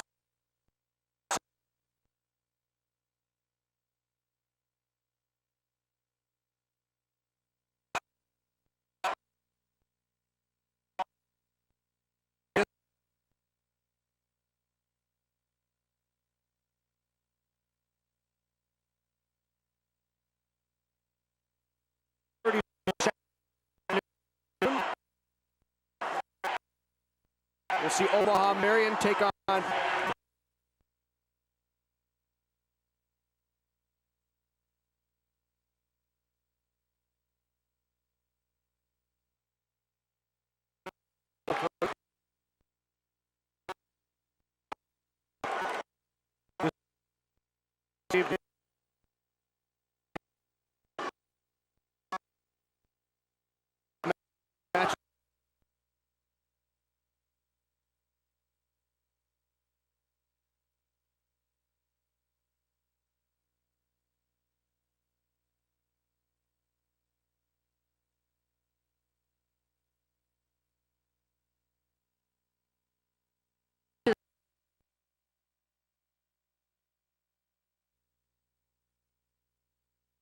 Columbus Scotus hasn't been able to beat Central Catholic all year. They played 3 times, and here they are in the state championship match, and Scotus is taking the last 2 sets to take a 2-1 lead in the Class C1 state championship battle. On November 29th on NET television, remember the scent of warm apple pie or cookies cooling on the counter? Those smells whisk us back to precious times with family and friends. Love the music, gang. Those fond memories are captured in NET Television's The Recipe Box. Cooks across Nebraska shared family favorites in NET Television, picked the best, traveled across the state to whip up homemade dishes and hear the stories that make them special. Tempt your taste buds with NET Television's The Recipe Box. It's Sunday night, November 29th, 7 Central on NET1 and NET HD. I think there might be a few, maybe something with duck, maybe? duck. I bet there's somebody's got a great duck recipe. You remember those times? You come home, smell the cookies? Oh, yeah. Really? Yeah. My mom didn't bake. My mom did. She's a wonderful cook, and we always had goodies. Let's take a look at the stats through 3 sets. Scotus moving up in the kills charts. Obviously, they became very aggressive and were able to get up there. Just, again, gradual increase in their statistics. Pretty even if you look at them overall. They start Brand outside and moves back in the middle there.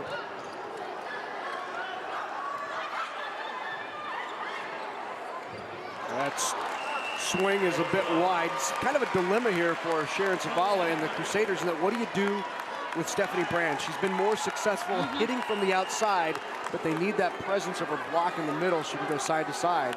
But if they can move her around, have her attack different places, or not directly in the middle, maybe off to the right a little bit, off to the left, come around behind from blocking. Just got to mix that up a little bit. But Scotus is really keyed in on her and making sure there's 2 blockers up against her every time, because they know if she gets hot, if we don't do that, she can take over. Serve into the net.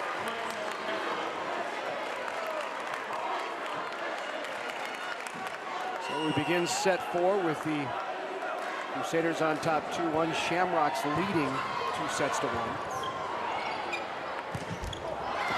And that one goes into the net.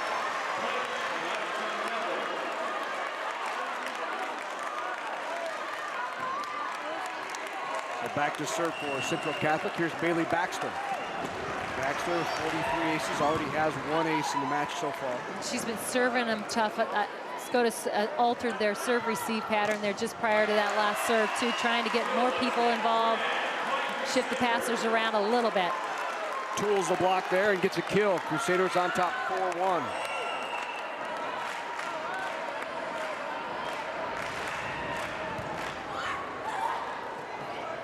Outside to Boating. Boating blocked back. The big block by Brandon Brand. They put their brand on it and stopped her right at the tape again. Boating has been stopped here too, slowed here as they've come out in set number 4. Boating off the top of the block there, but a good up by Wojcik. McGowan who rolls it across. Boating again. And Boating that time with the kill. Boating 16 kills in the semifinal win over Syracuse. Monica Boating looking at several small colleges, including Briarcliff up in Sioux City, a terrific program up there run by Mary Schrader, a great volleyball coach and a good friend of John Peterson. Mary Schrader year in and year out doing a terrific job with that Briarcliff program. Prior to that, she did a great job at Sioux City Heelan. Heelan winning state championships in volleyball.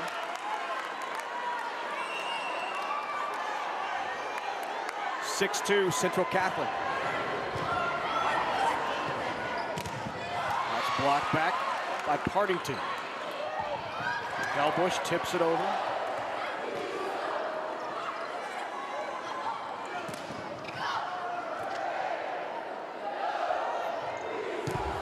McGowan blocked back. That Scotus block there again. Kirkman and Hellbush both. Ball was going to go out to McGowan, and the blockers took advantage of that. Got out there, had a strong setup. You can see they're waiting. Great timing then to seal it off.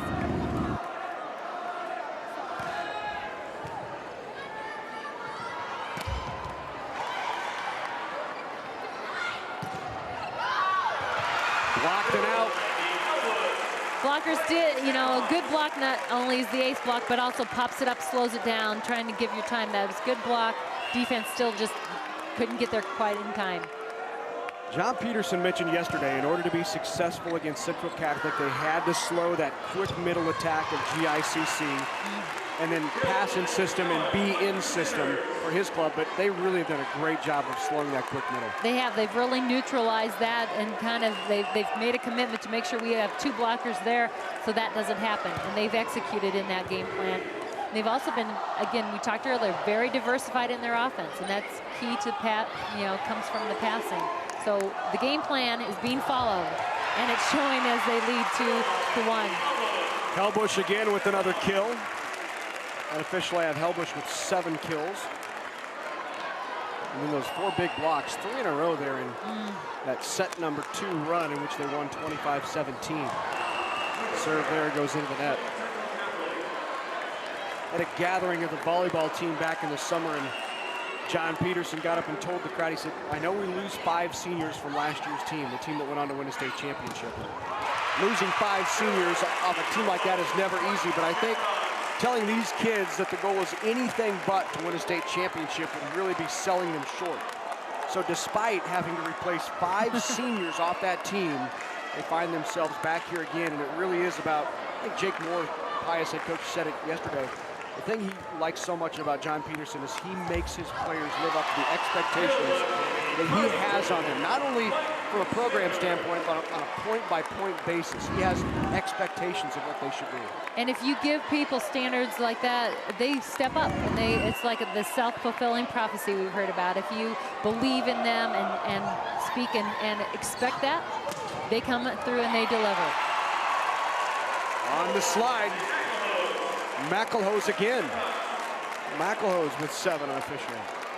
It really is beginning to be apparent how much they are spreading this offense out. McElhose with 7, Hellbush with 7, Lou with 11, Boating with 12. And there you go, Stephanie Brand on the outside. They used her there on the outside. She's able to terminate. But once she's moved to the middle here, that offense, they've got to try and push her out of that and then catch a one-on-one block situation.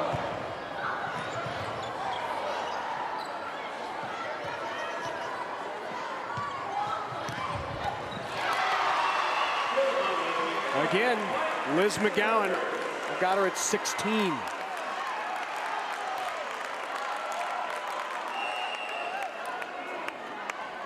Jess Wojcik now back to serve. Wojcik over the 300 kill mark on the year for Central Catholic. Second leader on the team in kills. Brand in the middle. Again, they block it.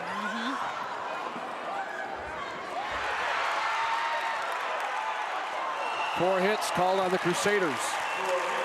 Key there, the block. The block has definitely keyed in on Steph Brand, and they're doing exactly what they need to do.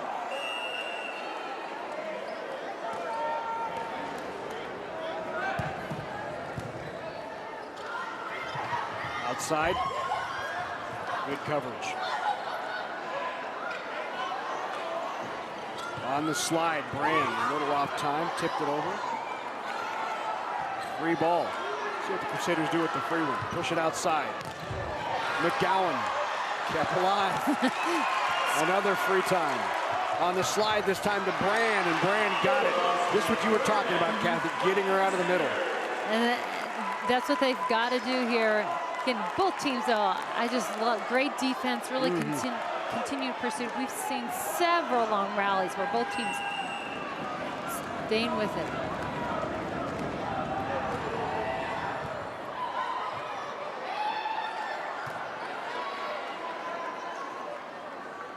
Outside McGowan, off the side of the block. McGowan with yet another kill. And a timeout by Sharon Zavala. And make it John Peterson taking a timeout. Just a reminder, you can get a copy of today's game. It's available on DVD for $19.95 plus shipping and handling. Preserve all your memories of the Class C1 State Championship match in 2009 between Central Catholic and Columbus Scotus. To order it, call 1-800-868-1868, or you can go to netnebraska.org/sports, and please be sure to specify the school or the class when you're ordering by phone to pick up a DVD of this terrific match in Class C1. A long day of NSAA championships here on NET. Championships contested in all 6 classes right here at the Nebraska Coliseum. This is the first match of the day in C1. We'll follow it up this morning in D2 and Class A. D2, a battle between Clay Center, the Wildcats, and Greeley-Wolbach, the Titans. Both teams with a history of coming from behind and just being extremely scrappy. We've got a good one here. We might have a good one coming up in Class D2 as well.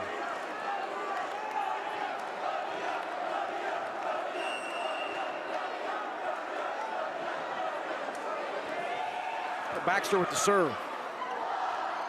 The team up by 5. Baxter kept it alive. Outside Boating. Rogge was there to handle it. McGowan with another swing. Great job. In comes Andrea Oddberg flying in to keep it alive.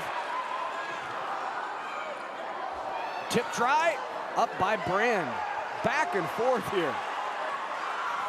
And finally, a tip by Brand, got it. Both teams just trying to outsmart the other, mix them up, catch them off guard. Some balls are coming over second ball, but everybody's staying pretty organized here. Central Catholic comes out. Outside Boating, blocked back. Boating again.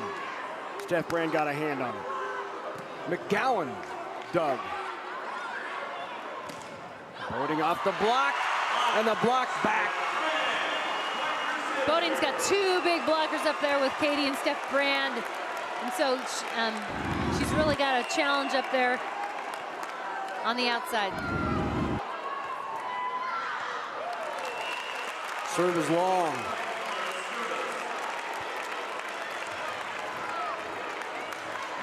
I believe that 7-point lead that we just saw by the Crusaders was its largest lead of the match, up 15-8. Well, that's good reaction there, and a nice job by Helbush to see the open court in the back and send it to the back line. Everybody was pulled right up in their coverage positions yet, hadn't returned back to base defense. Great job by Helbush to send it deep.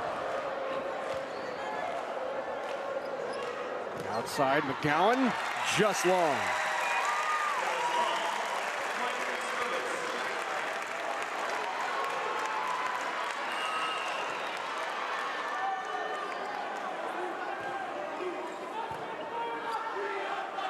In the middle, Brand got it right on that line. Good swing by Brand. There, that she's effective in the middle because she came around from the right side. They keyed in on her on the right side. She comes around in front. Great adjustment. 16-11 Central Catholic. Into the net. Crusaders opening it up here in set number 4.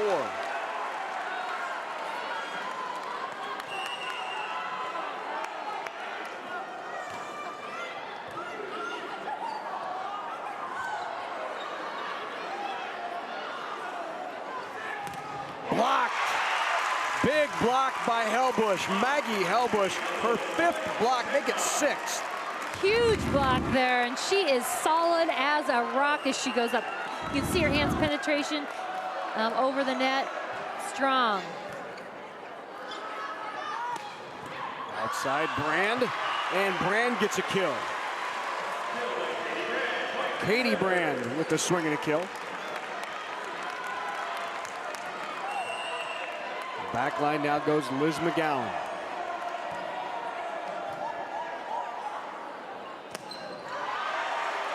They're calling for a touch. No touch.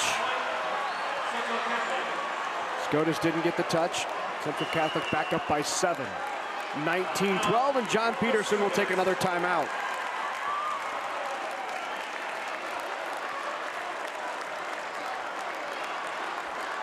NET Television's Nebraska Stories is about where we live and who we are. Monday night on NET1, see how farmers found good in the Great Depression, a new way to honor World War II soldiers, and how one town pays tribute to the grave of an infant girl. Plus, a teacher takes her grand piano on the road across Nebraska. These stories and more coming up on Nebraska Stories, Monday night, 9 Central on NET1. Here at the Nebraska Coliseum, it's the Grand Island Central Catholic Crusaders on top in set number 4, 19-12. They trail in the match 2-1, so trying to even it at 2 and send it to yet another 5th set. These two teams have gone 5 twice earlier this year.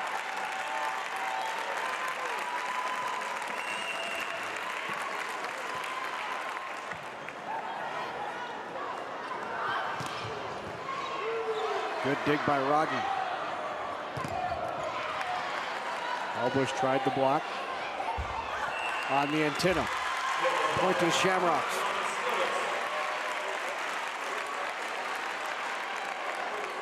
A 6-point advantage for the Crusaders.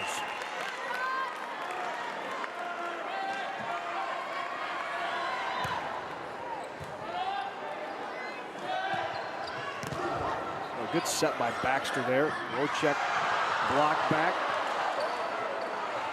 Baxter there to keep it alive. Free ball.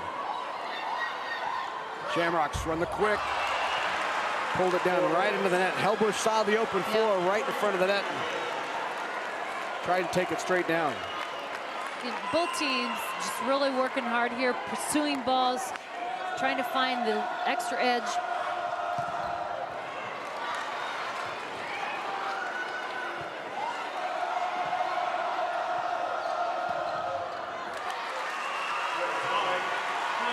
So the serve goes wide there, and the Crusaders now on top by 8 at 21-13. Central Catholic has lost just 8 sets all year long. 6 of those coming to Scotus. So this is nothing new to either team here. They've been in these situations. So they've lost 6 sets, 4 of those to Scotus. We can only expect it to go 5. That's right. You know, I mean. Right between the block. Helbush with another kill.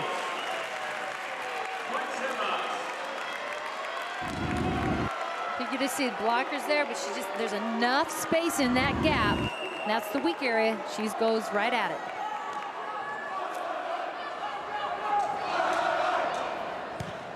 Coming into the state tournament, Central Catholic had only lost 4 sets, and now they've dropped 2 here. So 6 for the year, 4 of those to Scotus.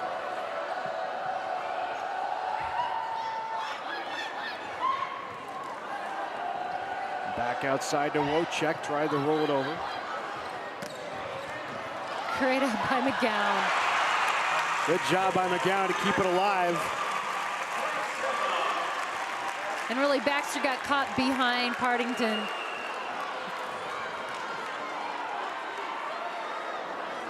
And 22-15 in set 4.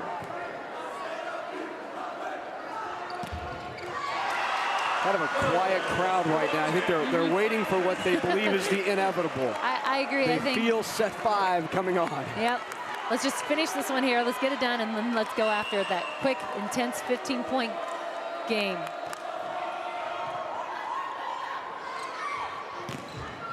Off the top of the block. Kept up. Brand got the kill. So now the Crusaders 1 point away from evening this at 2 apiece and going to a set 5.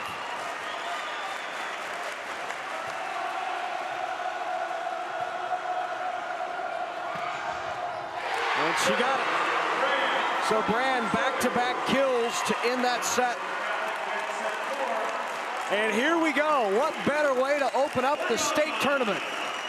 The Crusaders and the Shamrocks going 5 in Lincoln. A race to 15. All even at 2 sets apiece. The exciting finish when we come back on NET Sports.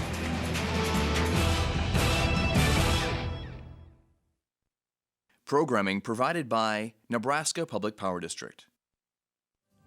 My job with Nebraska Public Power District takes me to new heights, offers me challenging experiences.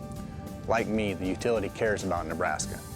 I go home at night knowing that what I do makes a difference. To put it simply, I am where I want to be. Nebraska Public Power District, always there when you need us. Together with your local public power utility.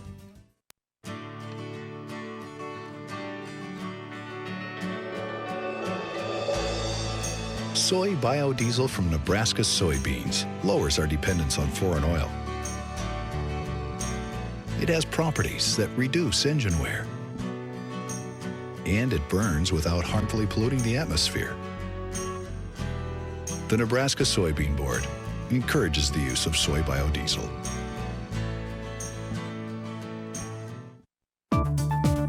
Programming on NET television is made possible in part by U.S. Bank. The U.S. Bancorp Foundation supports charitable, educational, and community service-oriented organizations in communities across Nebraska and the nation. U.S. Bank employees dedicate their time and efforts to local causes they are truly passionate about. U.S. Bank. Wherever you go, you'll find us.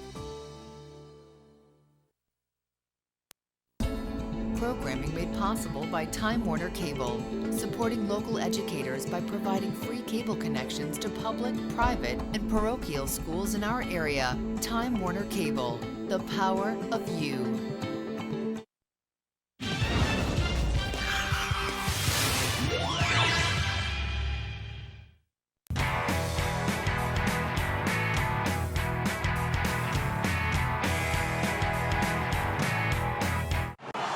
Back at the Nebraska Coliseum, the Central Catholic Crusader fans excited about that last set win, and now we are all even at 2 sets apiece, and get ready for the volume to increase inside the Coliseum, because this race to 15 will determine the Class C1 state championship. Before that, let's go down in the court to Rachel Schwartz. Rachel.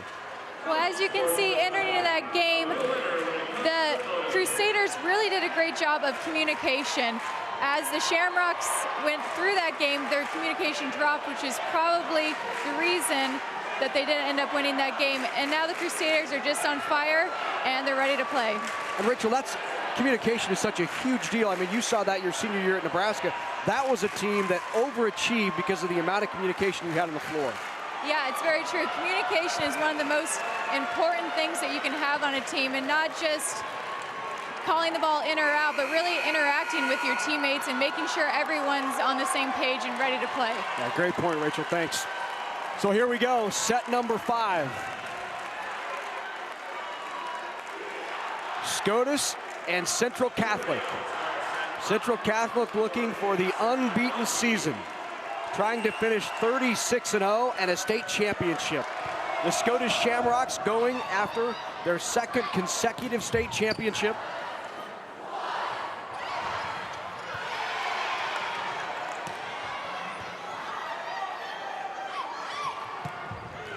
On the line, in, Scotus got it. Boating, Monica Boating again. She's the senior leader on this team. She finds a way. She started this off. She says, I want to finish this off with a state championship. It would be their 7th state title in the last 9 years for Scotus. Boating will roll that over. Quick in the middle. Boy, good wrist away by Brand, but an even better dig. Boating tips. Brand pushes outside. Wojcik. No. We'll push in the middle. Kirkman can't get it down. Wojcik again. Boating off the top. Neither team giving an inch here. Block back. Good coverage. I think we're going to see a lot of these long rallies here to get to this 15-point. Tried it on 2, couldn't get it. Shohan with the right idea. That goes off the block of Boating, and a kill. Brand coming around the backside and using the blockers, going off the edges, really mixing it up. You can see players are just thinking, making good decisions here. Everything counts. Everything is important right now. Jump serve by Wojcik.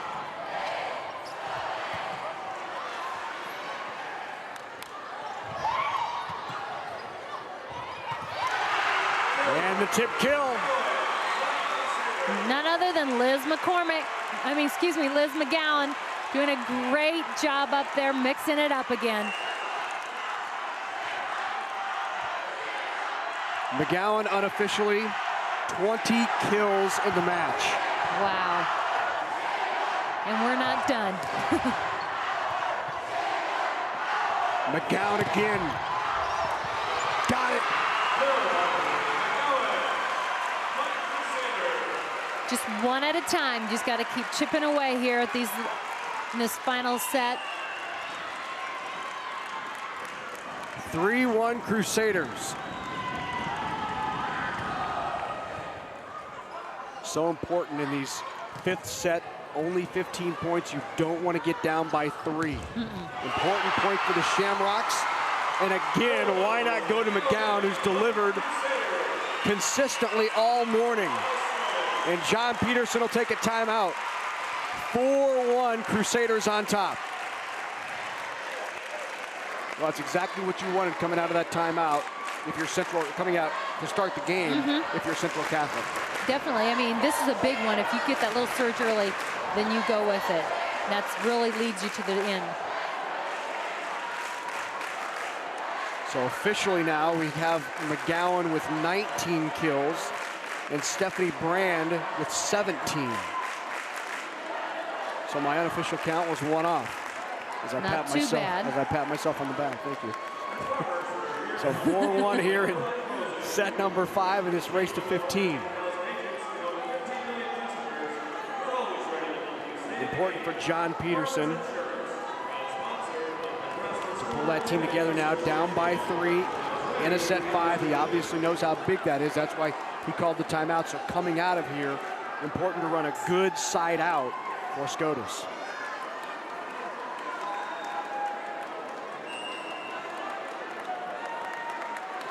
We have Boating unofficially with 13 kills for Scotus. She's their leader in kills. That'll bring the Scotus fans to their feet.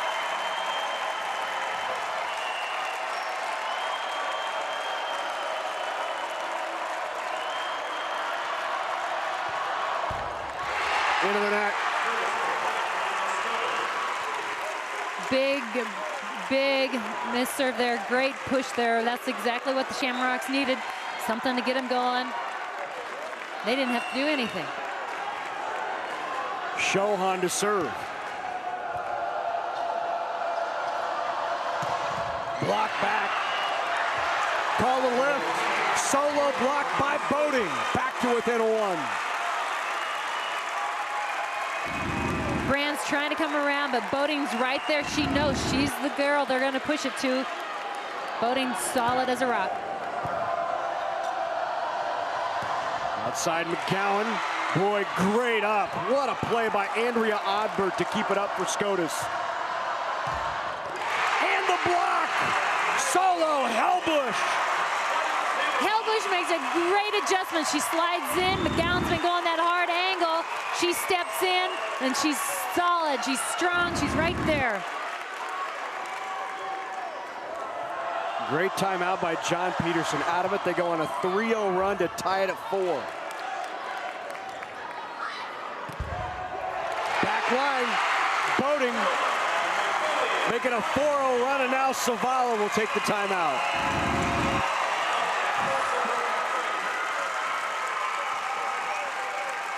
So Sharon Savala saw her club give up 4 in a row. Will take the timeout. Shamrocks now up 5-4 in set 5. Well, coming this December to NET1 and NET HD, Walk-Ons, Huskers Edge. It tells the story of the University of Nebraska's football walk-on program and how the young men raised with Nebraska values and dreaming of becoming a Husker and playing in Memorial Stadium. Former Husker walk-on greats Jeff and Joel Makovic, Jeff Jamrog, Jason Peter, Langston Coleman talk about their walk-on experiences with sportscasters and analysts, as well as Tom Osborne and current Husker coach Bo Pelini, discussing the past and the present impact of Nebraska's fabled football program. Watch NET Television's production of Walk-On's Huskers Edge. There's a future walk-on. Open his future bolts. Shamrock. Can pull it through here.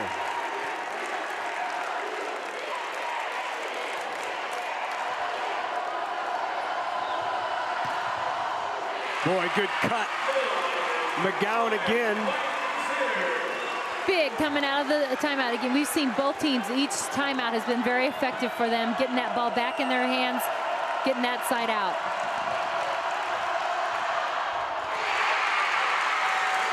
Two big service errors in set 5 for Central Catholic. They haven't done it all match long. You wonder how much the pressure of the moment. Off the top of the tape. Sometimes it's 2 inches that makes the difference there.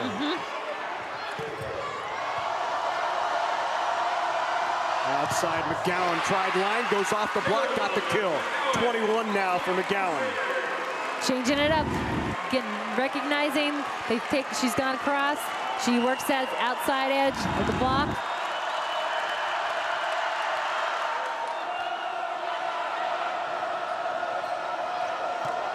Roll shot, can't get it down. All even at 6 in the 5th. Block back and out. Shamrocks take the lead.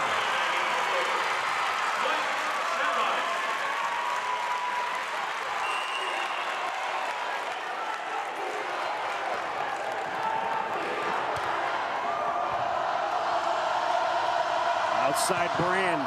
Off the top of the block, push back over. Brand keeps it up. Shamrocks up by 2. Maggie Helbush right there at the net. She has done a phenomenal job being a block, being up big. This is a rotation the Shamrocks like. Brand, Stephanie Brand on the bench. They'll go to McGowan, the tip. Back outside, Lou. Lou got it! Lou went quiet for a couple of sets, but there she is with a big kill.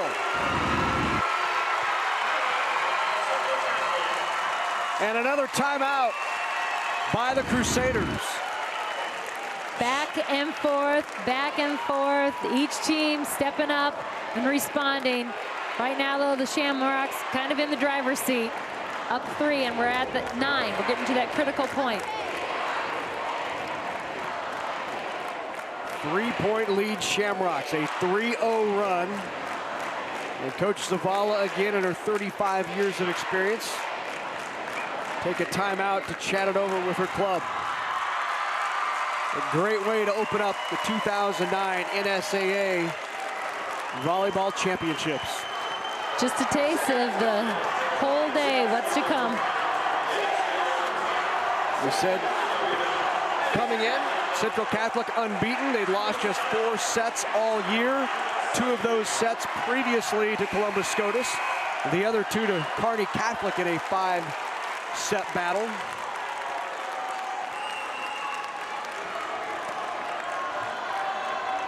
Looking for a side out. Partington tries the tip. Free ball. They'll run it again. Partington again, tip. Got it that time. That's work right there before that. Everybody's kind of collapsed and nobody's been able to get the ball again. Partington gets it to fall. Just keeping strategies, reminding what worked. What do I need to do here?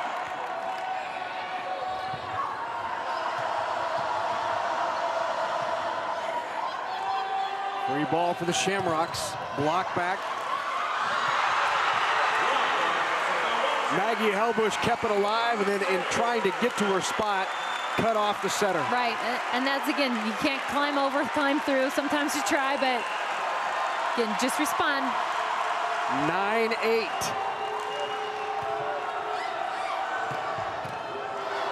Good dig by Rocky. Pushed back. Shamrocks with the point. Back up by 2. 10-8. 5 points away from a state championship for the Shamrocks.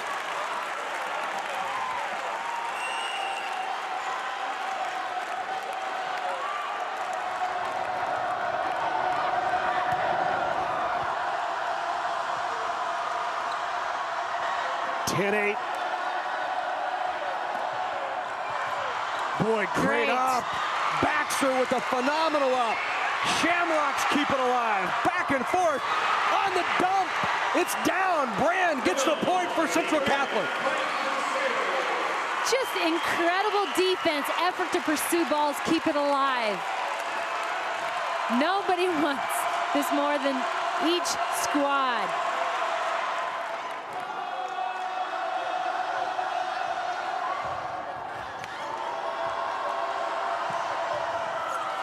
And the kill, Wojcik evens it at 10. John Peterson off a bench, and he'll take a timeout. I believe they've each used 2 now. It's been a 5th set of runs. Crusaders go on a run, then the Shamrocks, then the Crusaders. All even at 10. Boy, in this type of pressure situation, let's go down to Rachel Schwartz. Talk about what it's like for the players in a situation like this, like a national championship game. That's what it feels like to these kids. It is, and when in this situation, their adrenaline just pumping and their hands are getting all clammy, and the team that embraces this and loves the pressure is the team that's going to come out on top. And right now it's up in the air, but it'll be really interesting to see which team really fully embraces that challenge. They have to forget about it, Rachel, forget about the pressure, try to live in the moment, or do you use it? It's point by point. It's not the outcome. You got to live in the moment, and you got to take it 1 point at a time. And that pressure, it's like, it's not pressure, it's adrenaline, it's thrive, it's motivation. Again, pressure is only self-imposed. So if you take this situation and go with it and give it all you got, you know you've done what you had to do. Outside. And the kill. Lou again. Lou, 12 kills in the match. Shamrocks up 1.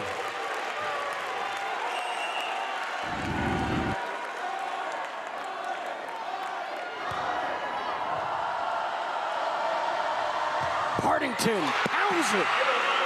Even at 11. Blow by blow, they're answering the call.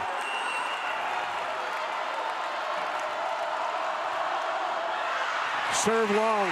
3 service errors on the Crusaders in set 5. 3 of the Shamrocks' 12 points coming on the Crusader errors. Outside, tip. Quick in the middle. Had an opening there. Outside, Boating. She'll swing away.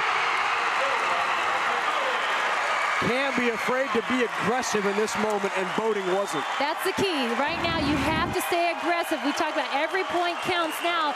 If you back off any, you're going to be at the disadvantage. It's going to hurt you. You got to go for it. That's embracing that pressure. Shamrocks 2 away. Outside, Brand. Shamrocks got a hand on it. Here's Boating. Block back. Boating again. Raggi was there. Push quick middle. Brand block back. Big block. Boating there along with Cookman. 1 point away.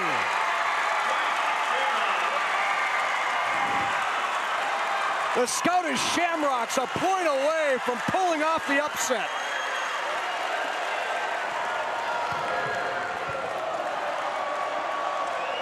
Brand. Out.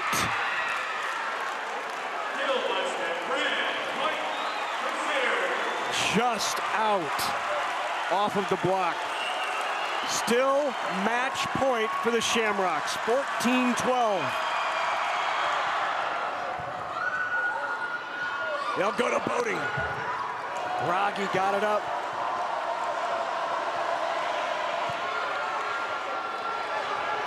Boating got it! Scotus pulls the upset!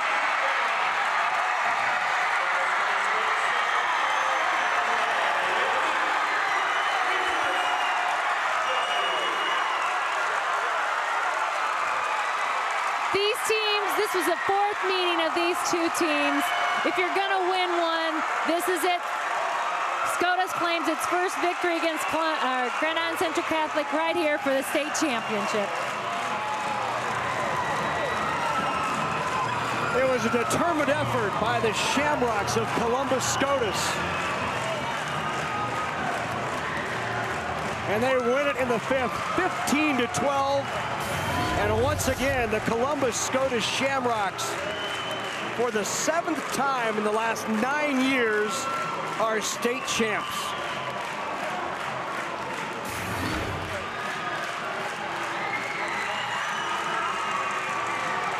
Trophy presentations, a chat with the players. It's all coming up next on NET Sports. Hey, college doesn't just happen. You have to be a pain, in a good way. Find someone to help you, like your mom, dad, teacher, or coach. Keep asking until you find someone who will.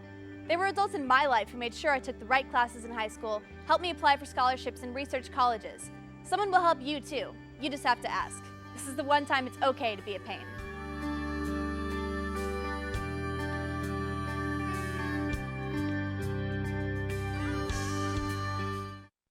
You're on vacation in the mountains. You've got the kids, the dog, and your tent. Your son says, hiking is lame, so you try rock climbing. It ends up being harder than it looks. Now you're in the hospital wishing you'd stayed home. But you've got Blue Cross and Blue Shield, so you know you're covered, even though you're out of state. So you relax, which is why you went on vacation in the first place. Blue Cross and Blue Shield of Nebraska. One less thing to worry about. The 2009 season is here, and you can catch all the action both on and off the court on the Nebraska Volleyball Show. Join head coach John Cook as he breaks down highlights of every Husker game. Plus, meet this year's team with in-depth features you won't find anywhere else. You can catch it all on the Nebraska Volleyball Show. Monday night at 7 Central Time on NET2. Now you can see what's in Nebraska's recipe box. Go online, find additional recipes, read family stories, and watch extended video segments. Celebrate with us the culinary heritage of Nebraska at netnebraska.org/recipebox.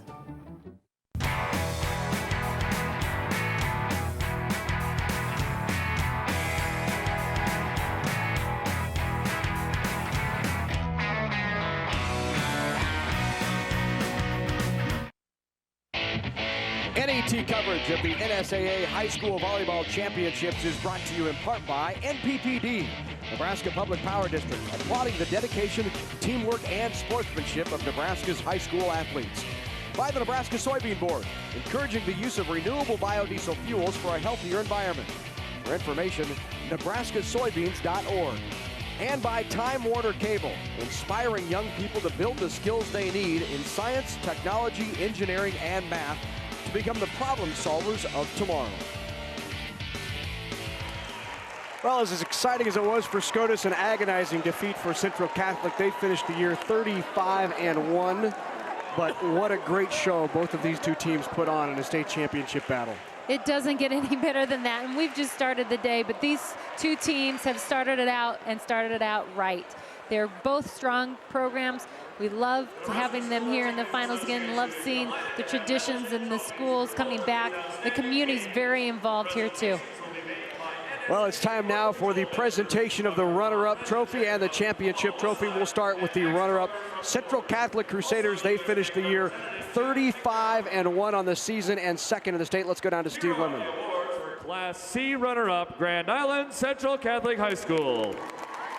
Will head coach Sharon Savala and your assistants please step toward the middle of the court to present the silver medals to each team member. Players, as your name is called, please come forward to receive your medal. Number 1, Jessica Wojcik.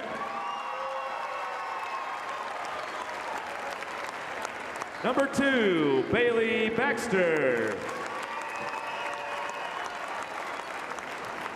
Number 3, Katie Brand. Number 4, Sarah Rogge. Number 5, Jillian Moravec. Number 6, Kelly Soto. Number 8, Liz McGowan.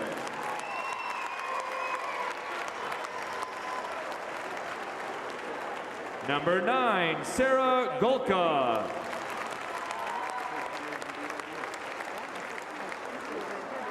Number 10, Steph Brand.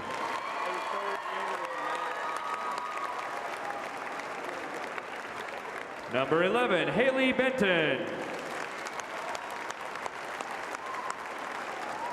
Number 13, Lucky Gratop.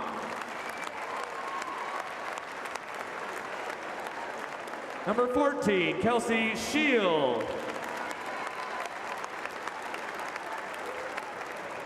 Number 16, Jamie Partington. And number 17, Aisha Lee.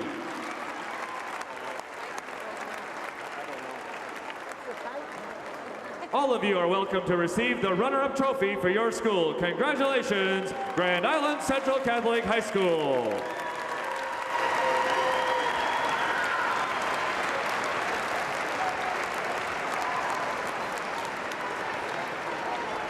And now to the champions.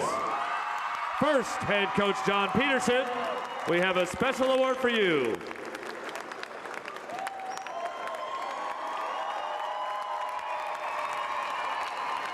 Now, coach, hand out the gold medals to your championship team members.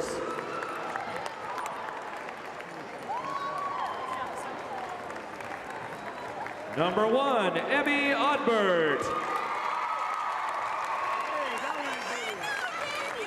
Number 2, Tiffany Haney. Number 3, Becky Hall. Number 5, Laura Zock. Number 6, Lindsay McElhose. Number 7, Jordan Shohan. Number 8, Monica Boding. Number 9, Caitlin Ween. Number 10, Olivia Sonderman. Number 11, Mackenzie Liu. Number 12, Caitlin Kirkman. Number 13, Maggie Helbush. Number 14, Jenna Moore. And number 16, Andrea Unbert.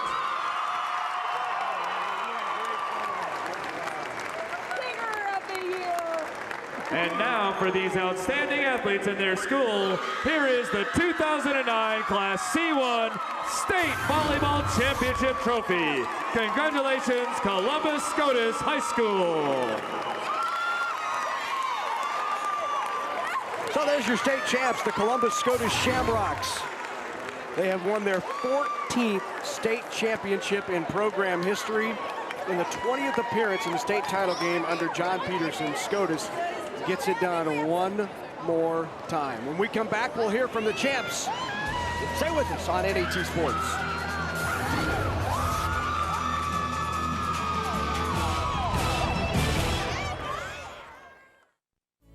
Log on now to Nebraska Stories Online, the place that gives you more insight about the people, the places, and the ideas of Nebraskans.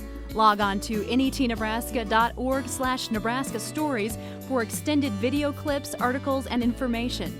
Nebraska Stories and more now on the web.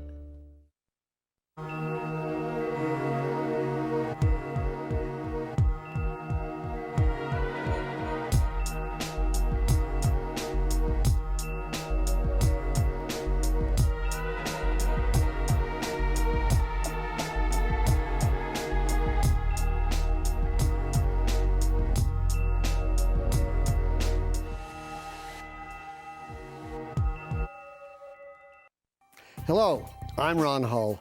If you've been watching NAT for the past 50 years or so, you and I grew up together, and we got older. We've all heard the expression, having our life flash before our eyes. Well, thanks to a lifelong career in television and the magic of videotape, that experience happens to me quite often. But from my point of view, it's more fun to roll it backwards. I have always believed in the power of this medium and its potential to enrich, educate, and entertain you and your children, and your grandchildren. NET exists because the citizens of Nebraska saw the need for a public broadcasting network that serves the entire state. I've been honored to play a part in making that a reality. And I'm asking you now to join me in supporting the Inspire Nebraska campaign. Together, we can inspire Nebraska. Along with my partner Adrian Fiala, I'm Kevin Kugler, inviting you to join us for our next edition of NET's Big Red Wrap-Up. And Kevin will recap the Kansas-Nebraska game, and our guest will be sports writer and Husker historian Mike Batka. And be sure to vote in our sideline survey. What will the Huskers' record be in the final 3 conference games? Check us out at netnebraska.org/Big Red and follow us on Facebook and Twitter. It's the Wrap-Up right here on NET, Nebraska's home for sports.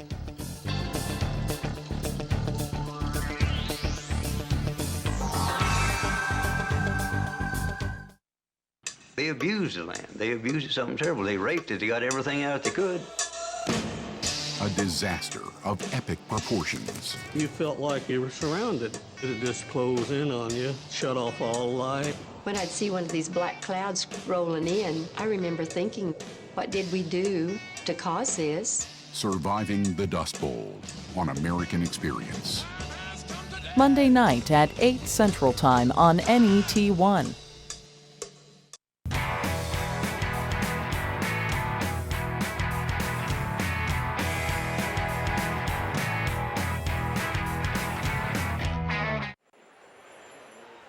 Welcome back to the Coliseum on the campus of the University of Nebraska. The C1 state championship now in the books. Central Catholic loses its undefeated season. They came in 35-0. They'd beaten Columbus Scotus 3 times earlier this year. The favorite coming in, but Scotus wins its 14th state championship in its 16th appearance in the state title game in the last 17 years. Big game by Monica Boating for Columbus Scotus, 17 unofficial kills. Monica Boating, again, at the end of the game, really stepped up and finished it off. There was a chess match between the two teams, and that last game, it was 4-point stretch. Other team turns around, takes that 4-point stretch. So whoever was pushing at the end and stayed assertive, and Monica Boating definitely was assertive at the end of that match. Two of our favorite coaches in this one, John Peterson on one bench, wins the state title. Unfortunately, disappointment for Sharon Zavala and her Central Catholic Crusaders. But what a phenomenal year they had, and the only loss comes here on this floor in the state championship. Which is heartbreaking, because you said it should not take away from what they've done all year. They have had a phenomenal year, and those kids are heartbroken, I know. But, you know, they played a great match here today. It wasn't how they wanted to end up, but again, they need to remember what a great season. This doesn't define who they are, what they did all year long. It takes a lot to get to this point and have no losses on their record. Second consecutive season they've come in here and finished runner-up to Scotus. But if you take a look at the future, Wojcik is back, Baxter is back, McGowan is back, Brand is back, Partington. This is still a relatively young Central Catholic team. Right, and that's the thing. This will then, I'm sure, be their focus and push them to be better next year and get that state championship that they've looked for. But again, remember the great things they did all year round. Well, the champs are Columbus Scotus. They've already collected the trophy, and now they're with our Rachel Schwartz. Rachel. Hi, thanks, Larry. I have with me head coach John Peterson, and they are the champions of the C1 Division State. What I want to ask you, Coach, is how does it feel right now? I'm kind of stunned, actually. I mean, it's shocking to me. You know, this is the 4th time we played them, and the first 2 times it didn't look like we could ever beat them. And then last time we played them in the district finals, it was a pretty good match, and my kids just played great, and I'm so proud of them. Good. You lost the first game, but you were virtually every game you were on top to start with. How did you keep your kids focused and motivated throughout the entire match? Well, you know, the first game I thought we played the first set I thought we played really well, but we kind of, towards the end, we let down a little bit, and they're just so good. You just can't give them any free balls, and then I thought the second, third game we played exceptionally well. I think maybe we came out in that 4th game a little bit too high. Kind of too excited, hey, that we were playing that well, and then we just didn't refocus as well as we needed to. So I was a little disappointed in the 4th game, but they were certainly regrouped in the 5th. Yes, they did, and something that I noticed along the way was your team's ability to set out of system balls. They did it consistently, and they did it very well. Would you talk a little bit about that? Well, unfortunately, we've been out of system a lot of the year. I mean, our passing sometimes has been a little suspect, but yeah, and a lot of different kids set up. Not just our setter had to make plays, and our outsides did a great job of hitting those balls. And we rely primarily on our outside hitters, but, you know, they all did a great job. Okay, and final thing, what was the key to this success? Well, I thought our defense, we had to play great defense, and it starts with our block. And our block was much better than it was the other times that we played. And we had some big stuff blocks that we hadn't gotten before, and we made some incredible digs. And you do that, you get a chance to transition to attack. So I think that was the difference. Well, I would agree with that. Thank you, Coach Peterson, and congratulations again. Thank you, Rachel. Okay, now we're going to bring in Mackenzie Liu, number 11. How are you feeling? Good. Good. Well, Mackenzie here seemed every time you touched the ball, something good happened. All right, you came in and you brought energy right away, and the very first game, you had 3 kills the first time you were in the front row. So what was your mental preparation like for this state tournament, this final game? Well, I knew we just had to work really hard because we wanted to beat them so bad, and we just worked really hard in practice, and it paid off. Good. And what was the team like throughout? Were you guys staying steady, or did you have up and downs, or what was the chemistry like? Well, we had a great chemistry the whole year, and it was good. It was good? Yeah. Very good. And what does the future hold for you? Hopefully another state championship. Good. Well, thank you, Mackenzie, and very good job. Congratulations. Our next player here is number 12, Caitlin Kirkman. Congratulations, Caitlin. All right, so one of the game plans I felt was for you guys to shut down Stephanie Brand, and you, more than anyone, did that. So what did you change, or what did you do to allow yourself to be better at that? Probably what I did the most was I didn't really watch the setter too much, just kept my eye on Steph Brandt and just jumped when she jumped, got my hands as strong and as wide as I could just to smash right down back at her. You did an awesome job with that, and you were very strong in the front line. What did your coach do anything to prepare you for that? Oh yeah, one of our assistant coaches, Joe Held, he can hit the ball pretty hard, so I got a lot of hits at him. I got a couple in the face, but he definitely got me prepared, so that was really good. Well, that's awesome. And what do you feel was the highlight of this game? The highlight of this game, there were so many. I don't know, probably Kenzie Lou, the junior, coming in and just pounding balls down left and right, and big blocks by Maggie in the second set. It was just amazing. Well, that's awesome. Congratulations again.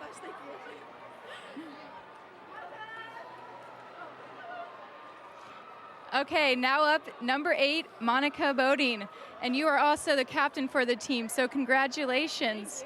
Now, you are one of the most consistent, and you are a great leader out there. What do you do to make yourself a leader on the team? Well, seniors last year were a great example, and it helped to think about what they did. And it's just you got to stay composed and help the younger kids, because I know what it's like to be like just a younger kid, and I know what I wanted the seniors to do for me, so I try to do it for them. Well, that's great, and I'm sure your teammates appreciated that. Throughout the game, how did you stay so level-headed? Well, it was a lot like districts, and it was really close to districts, but this time we really wanted to get them, so we were just trying to stay composed and focus on the little things. So, what was the key to this success? We worked so hard in practice these last 2 weeks. We wanted to get better, and we really wanted to win. As a senior, what's some advice you'd give to the underclassmen? Just keep working hard, and you never know what can happen. All right, thank you very much. Larry, back to you. Thank you. All right, thanks, Rachel. Appreciate it. And congratulations to Columbus Scotus, state champs for the 2nd consecutive year. And now, once again, I believe it's 7th year in 9, they have won a state championship. That's the Class